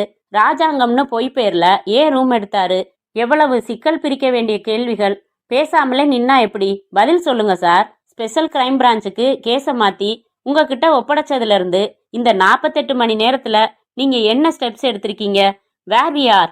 நேத்து சிஎம் ஃபோன் செஞ்சு பொசிஷன் கேட்டாரு. Come on man, speak up. என்னால முடிஞ்ச அளவு மேக்சிமம் முயற்சி செஞ்சுக்கிட்டு இருக்கேன் சார். ஃப்ளோரா ஹோட்டலுக்கு வந்த அதே ஆள் தான் எல்லோரா ஹோட்டல்ல கொலையை நடத்துனதுங்கிறதுல கொஞ்சமும் சந்தேகமே இல்லை சார். விஸ்வலிங்கத்துக்கு பகையே இல்லை, தனிப்பட்ட வெறுப்பு எதுவும் இல்லை. நம்மளை மிரட்டுறதுக்காக அனாவசியமா அவரை பலி வாங்கியிருக்கான் அவன். எந்த அடிப்படையில் அவரை தேர்ந்தெடுத்தான்? இதுக்கு என்கிட்ட பதில் இல்லை. அதே மாதிரி என்ன சாமர்த்தியம் செஞ்சு அவரை ஹோட்டல்ல வேற பேர்ல தங்க வச்சான்னு தெரிஞ்சுக்க முடியல சார். அவன் பழைய குற்றவாளி இல்ல, ரேகைகள் புதுசா இருக்கு. லேசா மனநிலை பிசகினவனா இருக்க சான்ஸ் இருக்குது. ஆனா முரட்டு புத்திசாலி, கொஞ்சம் வசதியானவனும் தெரியுது. அவனை நேர்ல பார்த்தவங்க 2 பேர். ஒன்னு துர்கா, அவளை 4 மணி நேரம் துருவி துருவி விசாரிச்சதுல புதுசா எந்த தகவலும் இல்ல. இன்னொருத்தன் போட்டோகிராஃபர் சுரேஷ், அவன் உயிர் போக இருந்து அபாய கட்டத்தை தாண்டிட்டான். ஆனா இன்னும் கோமால தான் இருக்கான். எப்ப அவனுக்கு உணர்வு திரும்பும்னு சொல்ல முடியாது. அவன் ரூம் வாசல்லையே ஒரு போலீஸ் ஆபீசரை போட்டு வச்சிருக்கேன். அவனுக்கு எப்ப உணர்வு திரும்பினாலும் எனக்கு தகவல் வரும். அந்த சுரேஷ் கொண்டு போன கேமரா விபத்துக்கு அப்புறம் திரும்ப ஒப்படைக்கப்படலன்னு சப் இன்ஸ்பெக்டர் தயாளன் சொன்னாரு. ஆனா எனக்கு அதுல ஆர்வம் இல்ல. அவன் போட்டோ எடுத்திருக்கலாம்ங்கிறது ஒரு யூகம்தான். அப்படியே எடுத்திருந்தாலும் விபத்துல கேமரா நொறுங்கி பிலிம் எக்ஸ்போஸ் ஆகியிருக்கலாம். ஆனா என்ன கவர்ந்த பாயிண்ட் வேற. என்ன அது? சுரேஷ் துரத்திக்கிட்டு போனதால நிச்சயமா அந்த கடத்தல்காரனோட கார் நம்பரை நோட் செஞ்சிருப்பான். 10 நிமிஷம் அவனுக்கு உணர்வு திரும்பினா கூட போதும், அந்த கார் நம்பர் கிடைச்சிட்டா கூட போதும். அப்படின்னா அவனுக்கு கோமா தெளியற வரைக்கும் நாம எந்த முயற்சியும் எடுக்க வேண்டியதில்லைன்னு சொல்றீங்களா? நம்ம முயற்சியும் நடந்துகிட்டு தான் சார் இருக்கு. விபத்து அடையாறு பாலத்துல நடந்தது. முதல் தடவை அவன் அடையாறுல உள்ள பப்ளிக் பூத்துல இருந்து தான் உங்களோட பேசினான். இதெல்லாம் வச்சு பார்த்தா அவன் மிஸ் சீமாவை அடையாறுல தான் வச்சிருக்கலாம். அதனால அடையாறு ஏரியாவை மஃப்டியில ரவுண்ட் பண்ண சொல்லி 10 பேரை நியமிச்சிருக்கேன். அடையாறுல உள்ள பப்ளிக் பூத் எல்லாத்தையும் கண்காணிக்க சொல்லியிருக்கேன். மிஸ்டர் நியூட்டன், இப்போ அவனே மறுபடி நம்மளை தொடர்பு கொள்றான்னு வச்சுக்கங்க. Wait. Hello, commissioner of police speaking. Columbus பேசுறேன் சார். அட பாவி, உனக்கு 100 வயசுயா? அவ்வளோ வேணா சார், அப்புறம் நிறைய தப்பு செஞ்சுக்கிட்டே இருப்பேன். என்ன சார் இது? அடையாறுல ஒரு பப்ளிக் பூத்து விடாம கண்காணிச்சிங்கன்னா நான் எப்படி உங்களுக்கு ஃபோன் செய்யறது? அதனால இப்ப வேற ஏரியால இருந்து பேசுறேன். விஸ்வலிங்கத்தை அடக்கம் செஞ்சாங்களா, எரிச்சாங்களா? நோ, நீ விளையாடுறது ரொம்ப மோசமான விபரீத விளையாட்டு. அதெல்லாம் ஒண்ணும் இல்ல. பேப்பர்ல விளம்பரம் பார்த்தோம். 2 நாளா உங்களை காண்டாக்ட் பண்ணாம தவிக்க விட்டேனே, என்ன ஆகி போச்சு? நத்திங். அப்புறம் என்ன முடிவு செஞ்சீங்க? எதை பத்தி? பணம் பத்தி தான். 50 லட்சம் கேட்டிருந்தேனே. 25 லட்சம் தானேப்பா சொன்னேன். அது எப்போ? ஒரு கொலை நடக்கிறதுக்கு முன்னாடி. முதல் தடவை நான் கேட்டப்பவே ஒப்புக்கிட்டு இருந்தா. எவ்வளவு மெனக்கெட்டு ஒரு கொலை செய்ய வேண்டியதா போச்சு. சின்ன விஷயமா அது? அதுக்கு ஒரு சார்ஜ் இல்ல. அதான் இப்ப 50 லட்சம் கேட்குறேன். நான் சிஎம் கிட்ட பேசினேன். என்ன சொன்னாரு? ஒரு தனிநபர் உயிர் முக்கியம்தான், ஆனா அதுக்காக அரசாங்கம் பணம் தந்து மோசமான முன்னுதாரணம் அமைக்க முடியாதுன்னுட்டாரு. அப்படின்னா என்ன, ஜாம் ஜாம்னு தொடர்ந்து விஐபிக்களை வேட்டையாட சொல்லிட்டாராக்கும். நீங்களே சொல்லுங்க, அடுத்து யாரை பண்ணட்டும்? இருங்க, என் கையில டைரக்டரி இருக்குது. கண்ணை மூடிக்கிட்டு புரட்டிட்டேன். என் பகுதி வந்திருக்கு. சரி, என்னன்னு ஆரம்பிக்கிற முக்கிய புள்ளிய ஒருத்தரை தேர்ந்தெடுத்துக்கிறேன். ஆனா ஒண்ணு கமிஷனர் சார், என்ன சாதாரணமா நினைச்சிட்டீங்க. அடுத்த தடவையும் உங்களை தொடர்பு கொள்வேன். சீமா ரொம்ப பத்திரமா தான் இருக்கா. ஆனா அடுத்த தடவை அவளை விடுவிக்க நான் கேட்க போற தொகை 75 லட்சம் சார். பை பை, சந்திக்கலாம். இரியா, வச்சிடாத. வச்சிட்டான். என்ன மிஸ்டர் நியூட்டன், டேப் பண்ணீங்களா? பண்ணினேன் சார். ஸ்பீக்கர்ல நானும் கேட்டேன். ரொம்ப அலட்சியமா பேசுறான். அவன் பேச்சுல விளையாட்டு துளியும் இல்ல சார். He means it. இப்ப என்ன செய்யலாம்? இவன் பாட்டுக்கு விஐபிக்களை கொண்டுகிட்டே இருந்தா என்ன அர்த்தம்? விட்டுட முடியுமா? என்கிற லெட்டர்ல ஆரம்பிக்கிற விஐபிக்கள் யாருன்னு லிஸ்ட் அவுட் செஞ்சு அவங்கள மட்டும் எச்சரிச்சிடலாமா சார்?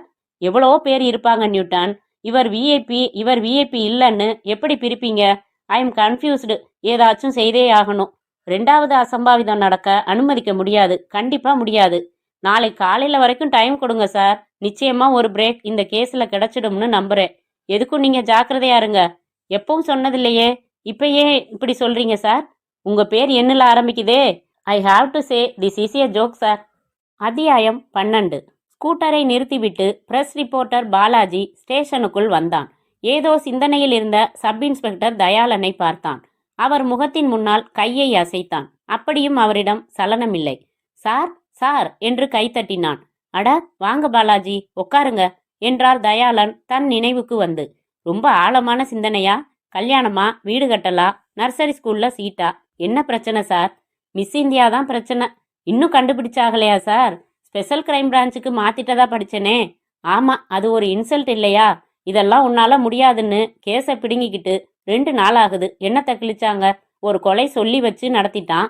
நாங்க நியூஸ் பேப்பருக்கு மறைச்சிட்டோம். அட, அப்படியா? விஸ்வலிங்கம் கொலை சீமாவை கடத்தினவன் செஞ்சதா? மர்ம மனிதன் யாருன்னு போலீஸ் தேடுறதாதான் ரிப்போர்ட் ஆகி இருக்குது. பாலாஜி, வரீங்களா? கொஞ்சம் வெளியில போயிட்டு வரலாம். இருவரும் வெளியே வந்து பெட்டிக்கடையில் லைம் சோடா சாப்பிட்டு தயாளன் தம் அடித்துவிட்டு திரும்ப வந்தார்கள். ரைட்டர் பென்சில் முனையில் காதோரம் சொரிந்து கொண்டு, சார், அடையாறு ஸ்டேஷன்ல இருந்து இன்ஸ்பெக்டர் போன்ல பேசினாரு. அந்த ஆக்சிடென்ட் கேஸ்ல போட்டோகிராஃபர் சுரேஷோட கேமரா கிடைக்கலன்னு சொன்னாங்களாமே, அது கிடைச்சிடுச்சான். சுரேஷ் அப்பா கிட்ட ஒப்படைச்சிடலாமான்னு கேட்டாரு. இதோ வந்துகிட்டே இருக்கேன்னு சொல்லுங்க. பாலாஜி, வாங்க. பைக்கை இன்ஸ்பெக்டர் எடுத்துக்கிட்டு போயிருக்காரு. சீமா கேஸ்ல முக்கியமான தடயமே அந்த கேமரா தான். முழுசா இருக்கணுமே. ஸ்டார்ட் செய்யுங்க ஸ்கூட்டரை. புறப்பட்டு அடையாறு ஸ்டேஷன் வந்தார்கள். அந்த வெளிநாட்டு கேமராவின் லென்ஸ் மட்டும் உடைந்திருந்தது. மற்றபடி துண்டு துண்டாக உடையவில்லை. அடையாறு பழைய பாலத்துல ராத்திரி உட்காந்து பேசிக்கிட்டு இருக்கிறதுக்காக 4 பேர் ஃப்ரெண்ட்ஸ் போனாங்களா. அப்போ அங்கே புதருக்குள்ள இது கிடந்ததா இப்பதான் அரை மணி நேரத்துக்கு முன்னாடி கொண்டாந்து ஒப்படைச்சாங்க. ஸ்பெஷல் கிரைம் பிரான்ச் டீல் பண்ணது போலிருக்கு இப்போ, என்றார் அடையாறு இன்ஸ்பெக்டர். ஆமா, நான் அவர்கிட்ட ஒப்படைச்சிடுறேன். இந்த கேமரால உள்ள பிலிம் மட்டும்தான் எனக்கு வேணும் என்ற தயாளன் கேமராவில் 6 ஷாட்ஸ் மட்டும் எடுக்கப்பட்டிருப்பதை பார்த்தார். கம்ப்ளீட்டாக வைண்ட் செய்து திறந்து பிலிமை மட்டும் எடுத்துக்கொண்டு கேமராவை ஒப்படைத்து விட சொல்லிவிட்டு புறப்பட்டார். பாலாஜிக்கு தெரிந்த அருகாமையில் இருந்த கலர் லேபரட்டரிக்கு வந்து சேர்ந்ததும் பிலிமை டெவலப் செய்ய சொல்லி 6 படங்களையும் பிரிண்ட் போட்டு தர சொல்லிவிட்டு நகம் கடித்தார் தயாளன். பாலாஜி, சீமாவை கடத்தினவனை வர்ணிச்சாங்க. ஆனா இதுல அவன் முகமே கிடைக்கலாம்ங்கிறது ஏன் யூகம்? 15 நிமிடத்தில் 6 புகைப்படங்கள் வந்தன. நெகட்டிவ் வரிசை என்படி அடுக்கிக் கொண்டு ஒவ்வொன்றாக உன்னிப்பாக பார்த்தார் தயாளன். 1. நடமாட்டமில்லாத சாலையில் ஒரு பெட்டிக்கடைக்கு முன்பாக சுடிதார் அணிந்த சீமா நின்று கை நீட்டி ஏதோ பேசுவது போன்ற போஸ். 2. கீழே சரிந்த துப்பட்டாவை குனிந்து எடுத்தாள் சீமா. 3. அறைக்குள் ஈசி சேரில் சாய்ந்து பேப்பர் படிக்கும் சீமா. 4. சீமா திகிலுடன் அவள் எதிரில் முதுகு காட்டி நின்றவன் கையில் பிஸ்டல். 5. துர்காவின் முகத்தில் கர்ச்சிப்பை அழுத்தும் அவன் சைடு போஸில் தெரிந்தான். 6. ஓடிக்கொண்டிருக்கும் அம்பாசிடர் காரின் பின்புற தோற்றத்தில் தெளிவாக அதன் ரெஜிஸ்ட்ரேஷன் நம்பர். தயாளன் உற்சாகமாக எழுந்து கொண்டார். பாலாஜி, நாங்க எதுவுமே செய்யலன்னு இன்ஸ்பெக்டர் நியூட்டன் வருத்தப்பட்டாரு. இதோ கச்சிதமான தகவல்களோட அவரை சந்திக்க போறேன். நீங்க வேலை இருந்தா கவனிங்க பாலாஜி. நான் அவரை பார்த்துட்டு வந்துடுறேன். நான் உங்களை டிராப் பண்ணிட்டு போறேன், உட்காருங்க சார், என்றான் பாலாஜி. அத்தியாயம் 13. நான் உனக்காக எவ்வளவு தியாகங்கள் செஞ்சிருக்கேன்னு கொஞ்சம் நினைச்சு பாத்தியா பாபு? அம்மா, ஒரு தாய் தன் மகனுக்காகப்பட்ட கஷ்டங்கள் அவளோட கடமை. அதை தியாகம்னு சொல்ல முடியாது. அதை தியாகம்னு ஏத்துக்கிட்டா கூட அதை சொல்லி காட்டுறப்பவே அந்த தியாகம் சுயநலம்னு பேர் மாறிடுதுமா. பாவி, இப்படி பேசுறியடா. எப்படிடா சுயநலம்? அம்மா, நான் பேசுறதுக்காக வருத்தப்படாத. கல்யாணமான ஒரு தம்பதி குழந்தை பெத்துக்கணும்னு நினைக்கிறப்போ அதுல 2-3 காரணங்கள் ஒளிஞ்சிருக்கு. 1, வம்சத்துக்கு ஒரு வாரிசு உருவாக்குறது. 2, அந்த பெண் தான் மலடி இல்லைன்னும் அந்த ஆண் தான் ஆண்மை உள்ளவனும் நிரூபணம் செய்யறது. 3, பிற்காலத்துல நம்மளை வச்சு காப்பாத்த ஒரு ஆள் வேணுங்கிற எதிர்பார்ப்பு. இன்னும், அடச்சி, வாய மூடுடா. கட். இந்த சீன் ரொம்ப நல்லா வந்திருக்கு. சுபாகர், ரொம்ப நல்லா பண்ணிட்டீங்க. செல்வம், அடுத்த ஷாட்டுக்கு நாம டிஸ்கஸ் பண்ணின மாதிரியே கேமராவை செட் பண்ணிடுங்க. அந்த அம்மாவுக்கு மேக்கப் கொஞ்சம் குறைச்சா தேவலாம். பின்னணியில கதவு வரணும். இந்த அம்மா பையனை அரைஞ்சதுமே கதவுக்கு வெளியில சிக்னல் கொடுத்து தேவா சார் கதவை திறந்துக்கிட்டு உள்ள என்டர் பண்றாரு. என்னப்பா ராஜு, உங்களுக்கு ஃபோன் சார். இதோ வந்துட்டேன். ஹலோ, டைரக்டர் நரசிம்மராஜன் பேசுறேன். வணக்கம், நான் பெங்காலி டைரக்டர் ஜோஷ்வா பேசுறேன். சார், நிஜமாவா? இருங்க, என் கையை கிள்ளி பார்த்துக்கிறேன். நீங்க எனக்கு ஃபோன் சார்? எனக்கு எதுவுமே புரியல. எங்கிருந்து பேசுறீங்க சார்? மெட்ராஸ்ல இருந்து தான். இப்பதான் அரை மணி நேரத்துக்கு முன்னாடி வந்தேன். 15 வருஷம் தமிழ்நாட்டில் இருந்துட்டு வடக்க போய் கொடி நாட்டியாச்சுன்னாலும் தமிழ்ல ஒரு படம் செய்திடணுங்கிறது என் லைஃப் டைம் ஆம்பிஷன். தெரியுமே சார், பல பேட்டிகள்ல சொல்லியிருக்கீங்களே. இப்ப கூட எனக்கு உங்க கூட பேசிக்கிட்டு இருக்கிறதுல உடம்பெல்லாம் புல்லரிச்சு போச்சு சார். எவ்வளோ பெரிய டைரக்டர் நீங்க.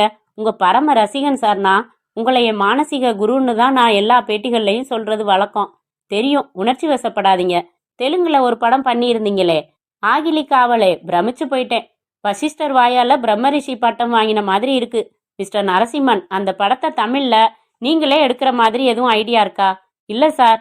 ரைட்ஸ் யாருக்காவது கொடுத்துட்டீங்களா? இன்னும் இல்லை சார். உங்களுக்கு ஆட்சேபனை இல்லைன்னா அந்த படத்தோட தமிழ் உரிமை வாங்கி நானே டைரக்ட் செய்யலாம்னு நினைக்கிறேன். நேற்று வீடியோவில் படம் பார்த்தேன். உடனே ஃப்ளைட் பிடிச்சு இன்னைக்கு வந்துட்டேன். இது சம்பந்தமா உங்ககிட்ட பேசணுமேண்ணா. எங்க வந்து உங்களை சந்திக்கட்டும்? சார், எனக்கு வார்த்தையே வரல சார். என் கதையோட ரைட்ஸ் கேட்டு தி கிரேட் ஜோஷ்வா, ஐயோ இதை விட ஒரு பெரிய அவார்டு எனக்கு கிடையாது சார். நீங்க என்ன வந்து சந்திக்கிறதாவது. நான் வர்றேன் சார். எங்க தங்கி இருக்கீங்க சொல்லுங்க, டைம் சொல்லுங்க, நான் வர்றேன் அங்க. அதுல உங்களுக்கு எதுவும் சிரமம் இல்லையே? சிரமமா? பாக்கியம் சார், பூர்வ ஜென்ம புண்ணிய பலன். ஐயோ, பெரிய வார்த்தையெல்லாம் சொல்றீங்க. நான் வயசுல அனுபவங்கள்ல சீனியரா இருக்கலாம், ஆனா திறமையில நீங்க எந்த விதத்திலையும் என்னை விட குறைவில்லை. ராத்திரி ஒரு 10 மணிக்கு உங்களுக்கு சௌகரியப்படுமா? கண்டிப்பா வர்றேன். எங்க? Hotel Gandeepam, room number 811. அப்புறம் ஒரு விஷயம், நான் இங்க வந்திருக்கேன் தங்கியிருக்கேன்னு நியூஸ் வெளியில விட்டுட வேணாம். பத்திரிக்கைக்காரங்க என் நேரத்தை சாப்பிட்டுடுவாங்க. டைம் கேட்டா என்னால மறுக்க முடியாது, அதனால சொல்றேன். அப்படியெல்லாம் உங்களை தர்ம சங்கடத்துல விட்டுட மாட்டேன் சார். நான் கரெக்டா வந்துடுறேன் சார். அத்தியாயம் 14. சப் இன்ஸ்பெக்டர் தயாளன் நியூட்டனை சந்தித்து அந்த புகைப்படங்களை கொடுத்து விவரங்களை சொன்னதும் நியூட்டன் புருவம் உயர்த்தி சற்றே பிரமிப்புடன் அவரை பார்த்தார். வெரி குட், கேஸ் தான் டிரான்ஸ்ஃபர் ஆகிடுச்சே, நமக்கு என்னன்னு இல்லாம இவ்வளவு ஆர்வம் காட்டுறீங்களே.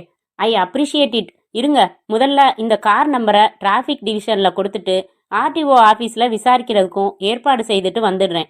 நியூட்டன் அந்த ஏற்பாடுகளை செய்துவிட்டு வந்து, தயாளன், உங்கள் ஸ்டேஷனுக்கும் ஃபோன் பண்ணி சொல்லிட்டேன். இந்த கேஸில் ரொம்ப ஆர்வமாக இருக்கிற நீங்கள் கொஞ்சம் அசிஸ்ட் பண்ணால் தேவலான்னு நினைக்கிறேன். என்னோட சபார்டினேட் எல்லாம் விறகு கொண்டாட சொன்னால் மரத்தையே எடுத்துட்டு வருவாங்க.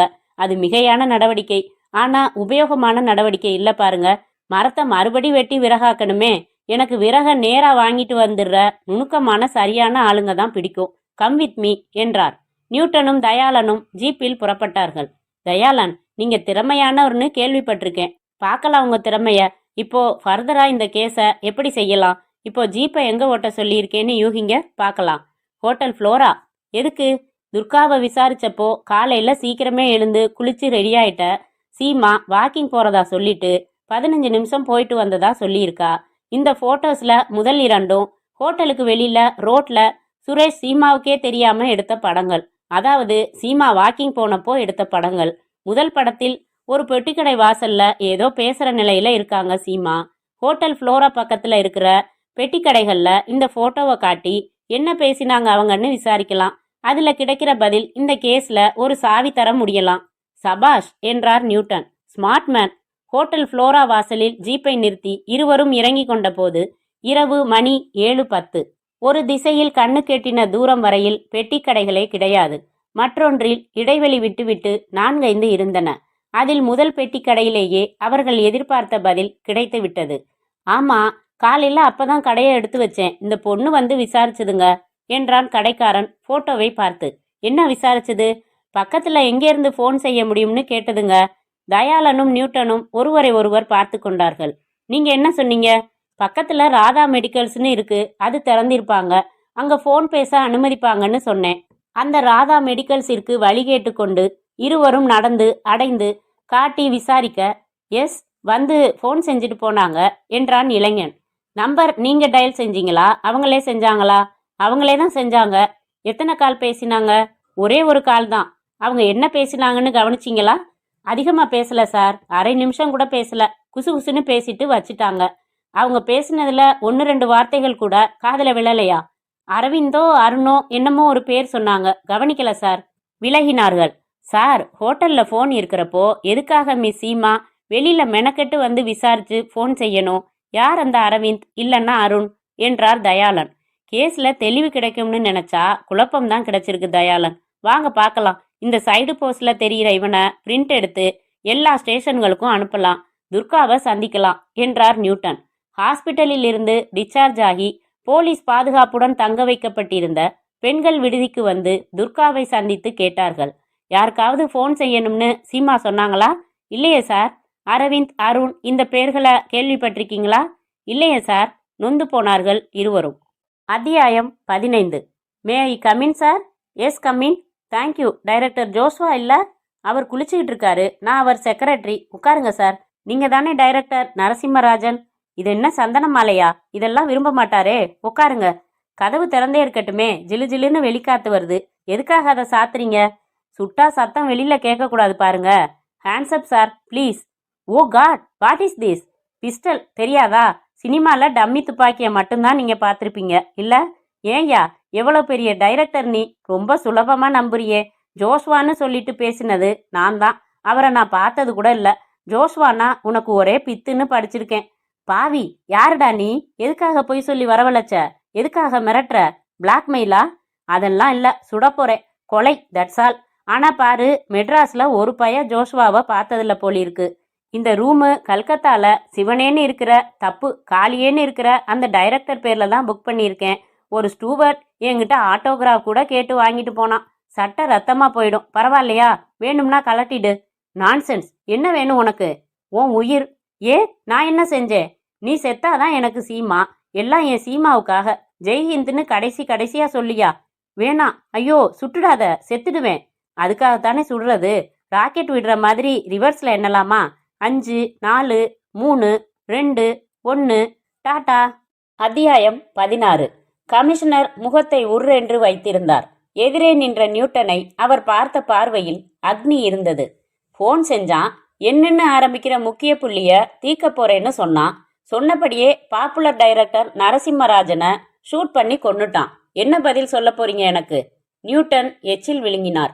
சார், பெங்காலி டைரக்டர் ஜோஷ்வா பேர்ல ரூம் புக் ஆகி இருக்கு. போன் செஞ்சு அவர் கூட பேசிட்டேன். அவர் டைஃபாய்ட்ல விழுந்து ஒரு வாரமா கல்கத்தால ஹாஸ்பிட்டல்ல இருக்காரு.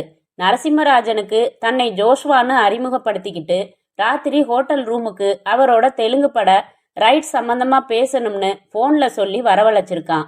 இப்படி தனக்கு ஒரு போன் வந்த விபரத்தை நரசிம்மராஜன் தன் வைஃபு கிட்ட மட்டும் சொல்லிட்டு புறப்பட்டு வந்திருக்காரு.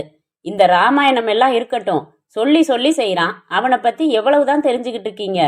கைரேகைகள் எல்லா இடத்துலயும் ஒத்து போகுது. ஒரே ஆசாமி தான். சுரேஷ் எடுத்த போட்டோஸ் ஒண்ணுல அவனோட சைடு போஸ் இருக்கு. அதை பிரிண்ட் எடுத்து எல்லா ஸ்டேஷனுக்கும் அனுப்பியாச்சு. ஒரு போட்டோல விழுந்திருக்கிற கார் நம்பரை பத்தி விசாரிச்சாச்சு. அது ஒரு போலியான நம்பர். முன்னேற்பாடா நம்பர் பிளேட் மாத்தி செயல்பட்டிருக்கான். சரி, போட்டோ இருக்கு, ரேகை இருக்கு, லாரி லாரியா போலீஸ் போர்ஸ் இருக்கு. அவன் ஒரு தனி ஆசாமி. இப்படி தண்ணி காட்டுறான். சிஎம் இன்னைக்கு போன்ல என்ன சொன்னார் தெரியுமா? சிபிஐ கிட்ட வேணும்னா ரெக்வெஸ்ட் பண்ணிக்கலாமான்னு கேக்குறாரு. எனக்கு அவமானமா இருக்குது. இன்னும் ஒரு நாள் டைம் கொடுங்கன்னு கேட்டிருக்கேன். அந்த ஒரு நாளைக்குள்ள அவனை பிடிச்சிட முடியும்னு தான் நினைக்கிறேன் சார். சொல்லாதீங்க, செய்யுங்க, போங்க. நியூட்டன் மிகவும் சோர்வாக தன் அறைக்கு வந்து சேர்ந்தபோது அங்கே அமர்ந்திருந்த சப் இன்ஸ்பெக்டர் தயாளன் அவசரமாக எழுந்து நின்றார். இன்னைக்கு ஈவினிங் பிரஸ் மீட் இருக்குதுங்க தயாளன். என்ன சொல்ல போறேன்னே தெரியல. நம்ம அணுகுமுறையில எங்கேயாவது தப்பு இருக்குதா? இல்ல சார், ஆனா நான் இப்போ வேற ஒரு ஆங்கிள் இந்த கேஸை யோசிச்சு பார்த்தேன் என்றார் தயாளன். எப்படி? தொழிலதிபர் விஸ்வலிங்கம், டைரக்டர் நரசிம்மராஜன், இந்த 2 பேரையும் கொலை செஞ்சது சீமாவை கடத்தி போய் வச்சிருக்கிற அந்த கொலம்பஸ், அப்படித்தானே? ஆமா. இந்த கொலைகளுக்கு மோட்டிவ் என்ன? கவர்மெண்ட்டை பயமுறுத்துறது தான். அந்த பணைய தொகையை வாங்குறதுக்கான வற்புறுத்தல் தான். அவன் கோரிக்கை பணம். அதுக்கு மிரட்டலா சீமாவை கொலை செஞ்சிடுவேன்னு சொல்லட்டும் நியாயம், கற்பழிச்சிடுவேன்னு சொல்லட்டும் நியாயம். அதை விட்டுட்டு சம்பந்தம் இல்லாம முக்கிய பிரமுகர்களை கொல்றது கொஞ்சம் நெருடலா தெரியுது சார். எனக்கு கூட அப்படிதான் படுது. ஆனா அவன் மூளை பிசகின ஆனா புத்திசாலித்தனமான ஆசாமிங்கிறது ஏன் அனுமானம்? அப்படிப்பட்டவனோட நடத்தைகள்ல வினோதம் இருக்கத்தான் செய்யும். இல்ல சார், என்னால அதை ஏத்துக்க முடியல. அப்போ ஏத்துக்கிற மாதிரி நீங்க ஒரு யூகம் சொல்லுங்க. அதையும் எனக்கு சொல்ல தெரியல. போங்க தயாளன், என்னை தனியா விடுங்க. சிந்திங்க, ஏதாச்சும் தோணினா சொல்லுங்க என்றார் நியூட்டன். தயாளன் புறப்பட்டு தன் வீட்டிற்கு வந்தபோது அவருக்காக பாலாஜி காத்திருந்தான். கையில் 4 புத்தகங்கள். உங்களுக்காக அரை மணி நேரமா வெயிட் பண்றேன். வாங்க, உள்ளே வாங்க. கதவை திறந்து கொண்டு இருவரும் உள்ளே வந்து அமர்ந்ததும், இந்தாங்க சார், டைரக்டர் நரசிம்மராஜன் எழுதியிருக்கிற 4 புக்ஸும் அலைஞ்சு திரிஞ்சு வாங்கிட்டேன். 2 books complete cinema scripts, 2 direction துறை பத்தினது. வாங்கி வைத்துக்கொண்டு டீ போட்டு கொடுத்து பாலாஜியை அனுப்பிவிட்டு ஒவ்வொரு புத்தகமாக முன்னுரையிலிருந்து அணிந்துரையிலிருந்து மேலோட்டமாக பார்க்க ஆரம்பித்தார். கழுத்து வலி ஏற்பட்ட போது நிறுத்தி டெலிவிஷனை போட்டுக்கொண்டு நாடகம் பார்த்தார். நாடகம் முடிந்து செய்திகளுக்கு முன்பாக மறைந்த இயக்குனர் நரசிம்மராஜனுக்கு அஞ்சலி என்று ஒரு கார்டு போட்டார்கள். தொடர்ந்து நேற்று நடைபெற்ற இறுதி ஊர்வலத்தை, அதில் கலந்து கொண்டவர்களை, 5 நிமிடங்கள் காட்டிய பிறகு அவரின் மறைவை பற்றி சக இயக்குனர்கள், நடிகர்கள், நடிகைகள் என்று சுருக்கமாக பேட்டி கண்டு காட்டினதில் சொல்லி வைத்தது போல எல்லோருமே அவரின் மறைவு திரையுலகத்திற்கு ஒரு மாபெரும் இழப்பு என்று சொன்னார்கள். ஒரு கவிஞர் ஒரு மொட்டு எப்படி ஓசையின்றி மலர்ந்து பூவாகின்றதோ அப்படி ஆர்ப்பாட்டமில்லாமல் புகழை எட்டியவர் என்றார். நடிகர் சுந்தரகுமாரை கேட்டபோது அவர் சிவந்த கண்களுடன் சொன்னார், செய்தி கேள்விப்பட்டு துடிதுடித்து போனேன். என் ஆருயிர் நண்பர்களில் 2 வரை அடுத்தடுத்து இழந்துவிட்ட சோகம் என்னை வாட்டுகிறது. 2 பேருக்குமே கொடூரமான மரணம் என்பது இன்னும் வேதனையான விஷயம். தயாளன் டெலிவிஷனை அணைத்துவிட்டு அமர்ந்தவருக்கு திடீரென்று உரைத்தது. நடிகர் சுந்தரகுமார் என்ன சொன்னார்? அடுத்தடுத்து 2 நண்பர்களை இழந்த சோகம் என்றார். 2 பேருக்குமே கொடூரமான மரணம் என்றாரே. இன்னொருத்தர் யார்? தொழிலதிபர் விஸ்வலிங்கமா? தயாளன் உடனே டைரக்டரி புரட்டி அந்த சுந்தரகுமாரின் வீட்டு தொலைபேசி எண் பார்த்து டயல் செய்து, ஹலோ, நான் சப் இன்ஸ்பெக்டர் தயாளன் பேசுறேன். வணக்கம். டைரக்டர் நரசிம்மராஜனுக்கு அஞ்சலி நிகழ்ச்சிய டிவியில் பார்த்தேன். அதில் உங்கள் கருத்தை சொன்னப்போ 2 நண்பர்களை அடுத்தடுத்து இழந்ததா சொன்னீங்களே, இன்னொருத்தர் யாரு என்றார்.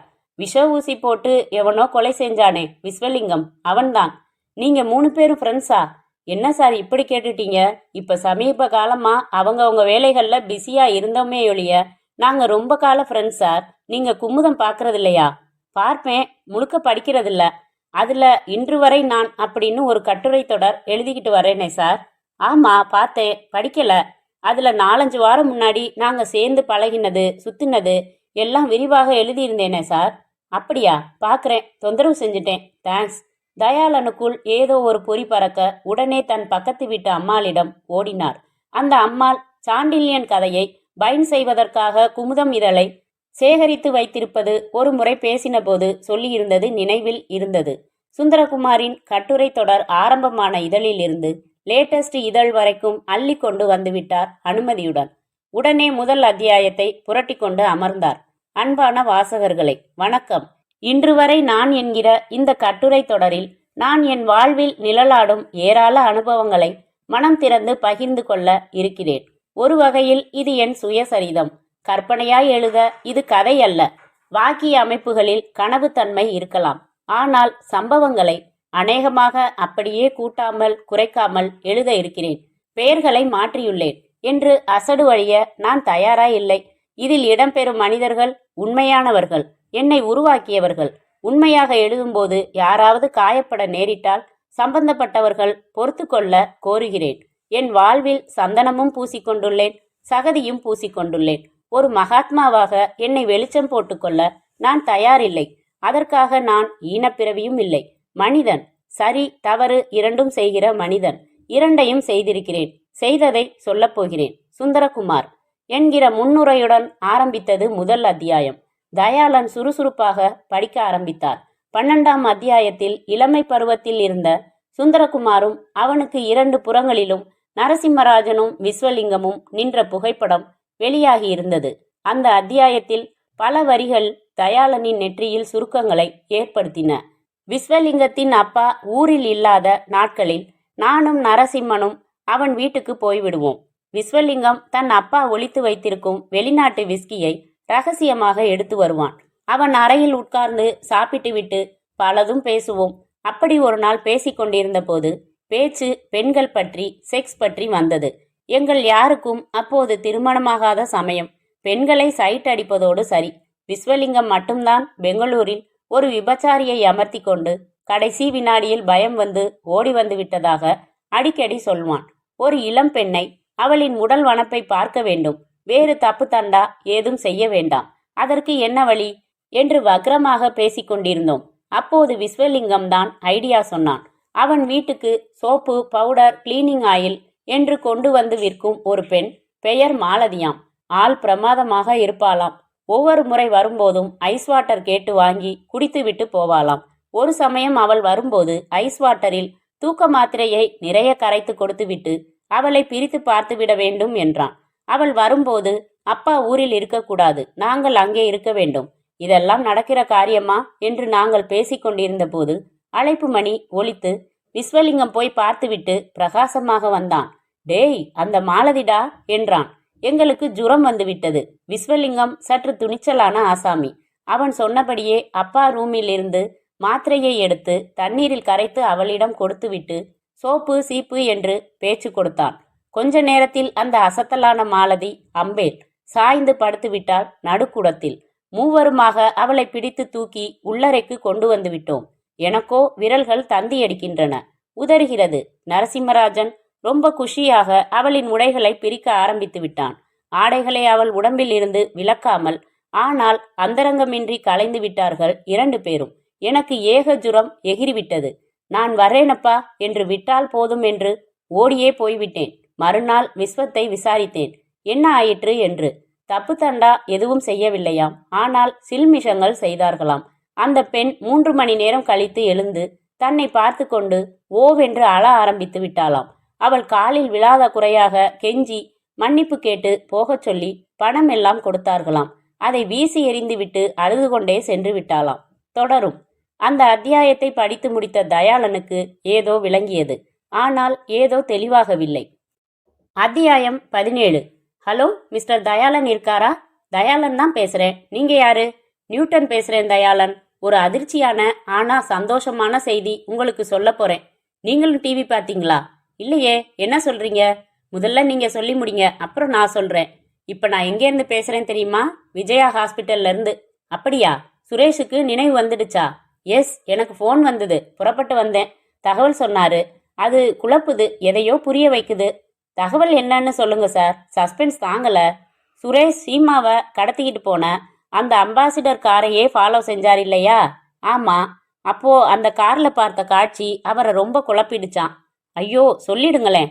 அதாவது கொஞ்சம் முன்னாடி ஃப்ளோரா ஹோட்டல் ரூம்ல துர்காவை மயக்கப்படுத்திட்டு துப்பாக்கி முனையில சீமாவை நடத்தி கார்ல ஏத்தின அந்த ஆசாமி தன்னை யாரும் பின் தொடரலைங்கிற தைரியத்துல காரை ஹாயா ஓட்டிக்கிட்டே ஒரு கைய பக்கத்துல உட்கார்ந்திருந்த சீமாவோட தோல்ல போட்டிருந்தானா. அவளும் சிரிச்சு பேசிக்கிட்டு இருந்தாளாம். அந்த சீனை போட்டோ எடுக்கணும்னு நினைச்ச சமயத்துலதான் ஆக்சிடென்ட் ஆயிடுச்சான்.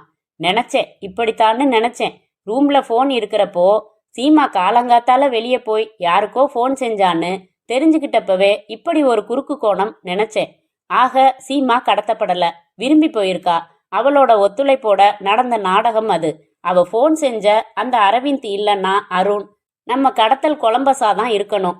மிஸ் இந்தியாவா தேர்ந்தெடுக்கப்பட்டதோ ஒரு எக்ஸ்க்ளூசிவ் இன்டர்வியூல தான் யாரையோ காதலிக்கிறதா சொல்லிட்டு சமாளிச்சிட்டா. அப்புறம் நான் படிச்சேன், அந்த காதலனோட சேர்ந்து இப்படி ஒரு கடத்தல் நாடகம் நடத்தியிருக்கா. இப்ப நமக்கு தெரிய வேண்டியதெல்லாம் எதுக்காக நாடகம், எதுக்காக கொலைகள். இப்ப அவ எங்கே இருக்கா? சார், எனக்கு 2 கேள்விக்கு பதில் சொன்னா உங்க 2 கேள்விக்கு நான் பதில் சொல்ல முடியும். என்ன கேள்வி உங்களுது? சீமாவோட அம்மா பேர் என்ன? அவங்க எப்படி இறந்தாங்க? அவ்வளவுதானே. துர்காவை கேட்டா தெரிஞ்சுட்டு போகுது. நான் இப்பவே தெரிஞ்சுக்கிட்டு வந்து உங்களை பார்க்குறேன். ஓகே. அத்தியாயம் 18. 3/4 மணி நேரத்தில் நியூட்டன் பதில்களோடு தயாளனின் வீட்டிற்கு வந்து சேர்ந்து விட்டார். தயாளன், சீமாவோட அம்மா பேரு மாலதி. அவங்க என்ன காரணம்னு புரியாம ஒரு நாள் தூக்கு மாட்டிக்கிட்டு இறந்துட்டாங்களாம். கிட்டத்தட்ட கதை முடிஞ்சுது என்றார் தயாளன். சுந்தரகுமாருடன் தான் போனில் பேசியதை சொல்லி குறிப்பிட்ட அந்த அத்தியாயத்தை படிக்க சொன்னார். அவர் படித்து முடித்ததும் தன் அம்மாவோட சாவுக்கு காரணம் தெரியாம கொதிச்சுக்கிட்டு இருந்த சீமா கட்டுரை தொடர் மூலமா உண்மையை தெரிஞ்சுக்கிட்டு பழி வாங்குற வேலைய தன் காதலன் துணையோட கடத்தல்னு நாடகமாடி மாஸ்டர் மைண்டா செயல்பட்டு நடத்தியிருக்கா. பணம் அவள் நோக்கமில்ல, போலீஸை நம்ப வைக்க, டைவர்ட் செய்ய, பிளாக்மெயில் செய்ய சொல்லியிருக்கா. எஸ், அதேதான், அப்படியேதான். இப்போ முதல் காரியமா சுந்தரகுமாருக்கு பாதுகாப்பு தரணும். அடுத்து சீமாவையும் அவள் காதலனையும் உடனடியா பிடிச்சாகணும். எங்க இருக்கா அவ? ஏன் யூகப்படி தன் காதலன் வீட்டுல ஹாயா இருப்பா. அவ காதலன் யாரு? அரவிந்தன் இல்லைன்னா அருண். துர்காவை இன்னும் கிளற வேண்டியதுதான். இருவரும் புறப்பட்டு வந்து துர்காவை சந்தித்தார்கள். இத பாருமா, மறைக்காம சொல்லு. சீமா யாரையோ காதலிச்சது உனக்கு தெரியுமா தெரியாதா? ஒரு தடவை பட்டுக்கோட்டையிலிருந்து டெல்லிக்கு ஒரு கால் வந்துச்சு சார். என் குரல்ல சீமாமா குரல்னு நினைச்சு என்ன டார்லிங் சௌக்கியமானு கேட்டான் எவனோ. நான் வச்சுட்டு சீமாமா கிட்ட சொல்லி யாருன்னு கேட்டேன். சொல்லணும்னு நினைக்கிறப்போ சொல்றேன்னாங்க. அவனை காதலிக்கிறாங்க போலிருக்குன்னு நான் நினைச்சுக்கிட்டேன். மற்றபடி வேற விபரம் எதுவும் தெரியாது சார். தயாளன் நியூட்டனை தனியாக அழைத்து வந்தார். சார், பட்டுக்கோட்டையிலிருந்து கால் வந்த மாதிரி டெல்லியிலிருந்து சீமா பல தடவை தன் காதலனோட பேசியிருக்கலாம். சீமாவோட டெலிஃபோன் பில்களோட காப்பி கிடைச்சா பட்டுக்கோட்டை நம்பர் கண்டுபிடிச்சிடலாம். நம்ம அதிர்ஷ்டம் பட்டுக்கோட்டையில எஸ்டிடி இல்லாததால ட்ரங்க் கால் தான் பேசி இருக்க முடியும். அதனால ட்ரங்க் கால் பில்லுல நம்பர் கிடைக்கும். நியூட்டன் நேராக கமிஷனரை சென்று சந்தித்து விவரிக்க, அவர் டெல்லி கமிஷனரை தொடர்பு கொள்ள, மறுநாள் விமானத்தில் கூரியர் சர்வீஸில் இவர்கள் கேட்ட டெலிபோன் பில் காப்பி வந்து சேர்ந்தது. அதில் பட்டுக்கோட்டை பட்டுக்கோட்டை என்று 2 மாதத்தில் 12 முறை பேசப்பட்ட எண் தனியே குறிக்கப்பட்டு தொடர்பு கொள்ளப்பட்டு, அரவிந்த் இருக்காரா? 1 வாரமாச்சு அவன் மெட்ராஸ் போய். நீங்க யாரு? அவன் ஃப்ரெண்டு, அவசரமா பார்க்கணுமே. மெட்ராஸ்ல எங்க இருக்கான்? மெட்ராஸ்ல எங்க பங்களால தான் இருக்கான். அட்ரஸ் வேணுமா? சொல்லப்பட, குறிக்கப்பட, உடனே புறப்பட, அடுத்த அரை மணி நேரத்தில் அடையாறில் இருந்த அந்த பங்களாவில் அரவிந்தனும் சீமாவும் சௌக்கியமாக கைது செய்யப்பட்டார்கள். நீண்ட விசாரணைக்கு பிறகு சீமா எல்லாம் ஒப்புக்கொண்டாள். கட்டுரையில படிச்சதும் கொதிச்சு போனேன். அரவிந்த் என் மேல உயிரையே வச்சு உருகினாரு. என்ன கல்யாணம் செய்துக்கணும்னா நான் சொல்றபடியெல்லாம் நடந்துக்கிட்டு சாமர்த்தியமா 2 கொலைகளை செய்யணும்னு கண்டிஷன் போட்டேன். சரின்னு சம்மதிச்சாரு. ஹோட்டல் ரூம்ல பேசினா லெட்டர்ல நம்பர் குறிப்பாங்கன்னு வெளியே போய் பேசி அவர் எத்தனை மணிக்கு வரணும்னு சொன்னேன். 2 பேரோட பலம் பலவீனம்னு நிறைய தெரிஞ்சுக்கிட்ட அப்புறம்தான் திட்டமே தயாரிச்சேன். என் திட்டத்துக்கு சாதகமா நான் மிஸ் இந்தியாவா தேர்ந்தெடுக்கப்பட்டதால ஒரு விஐபியான என்ன கடத்தி அரசாங்கத்தை பணத்துக்காக மிரட்டினா நான் சந்தேகத்துக்கு அப்பாற்பட்டவள் ஆயிடுவேன்னு நினைச்சேன். நாளையோட டிராமா முடிச்சுட்டு கண்டிஷன் இல்லாம என்ன ரிலீஸ் பண்ணிடுற மாதிரி இன்னொரு செட்டப் யோசிச்சிருந்தேன். சுந்தரகுமார நான் கொல்றதா இல்ல, என்ன கைது பண்ணினதுக்காக வருத்தம் இல்ல. என் சின்ன வயசுல இருந்தே மனசுல உறுத்திக்கிட்டு இருந்த கேள்விக்கு கட்டுரை மூலமா பதில் கிடைத்தது. அதுக்கப்புறம் என் மன கொந்தளிப்ப இந்த கொலைகளால தீர்த்துக்கிட்டேன். இன்னைக்கு தான் என் அம்மாவோட ஆத்மா சாந்தி அடைஞ்சிருக்கும். அந்த திருப்தியோட எந்த தண்டனைக்கும் நான் தயாரா இருக்கேன். தயாளன் அவளை பாவமே என்று பார்த்தார். முற்றும்.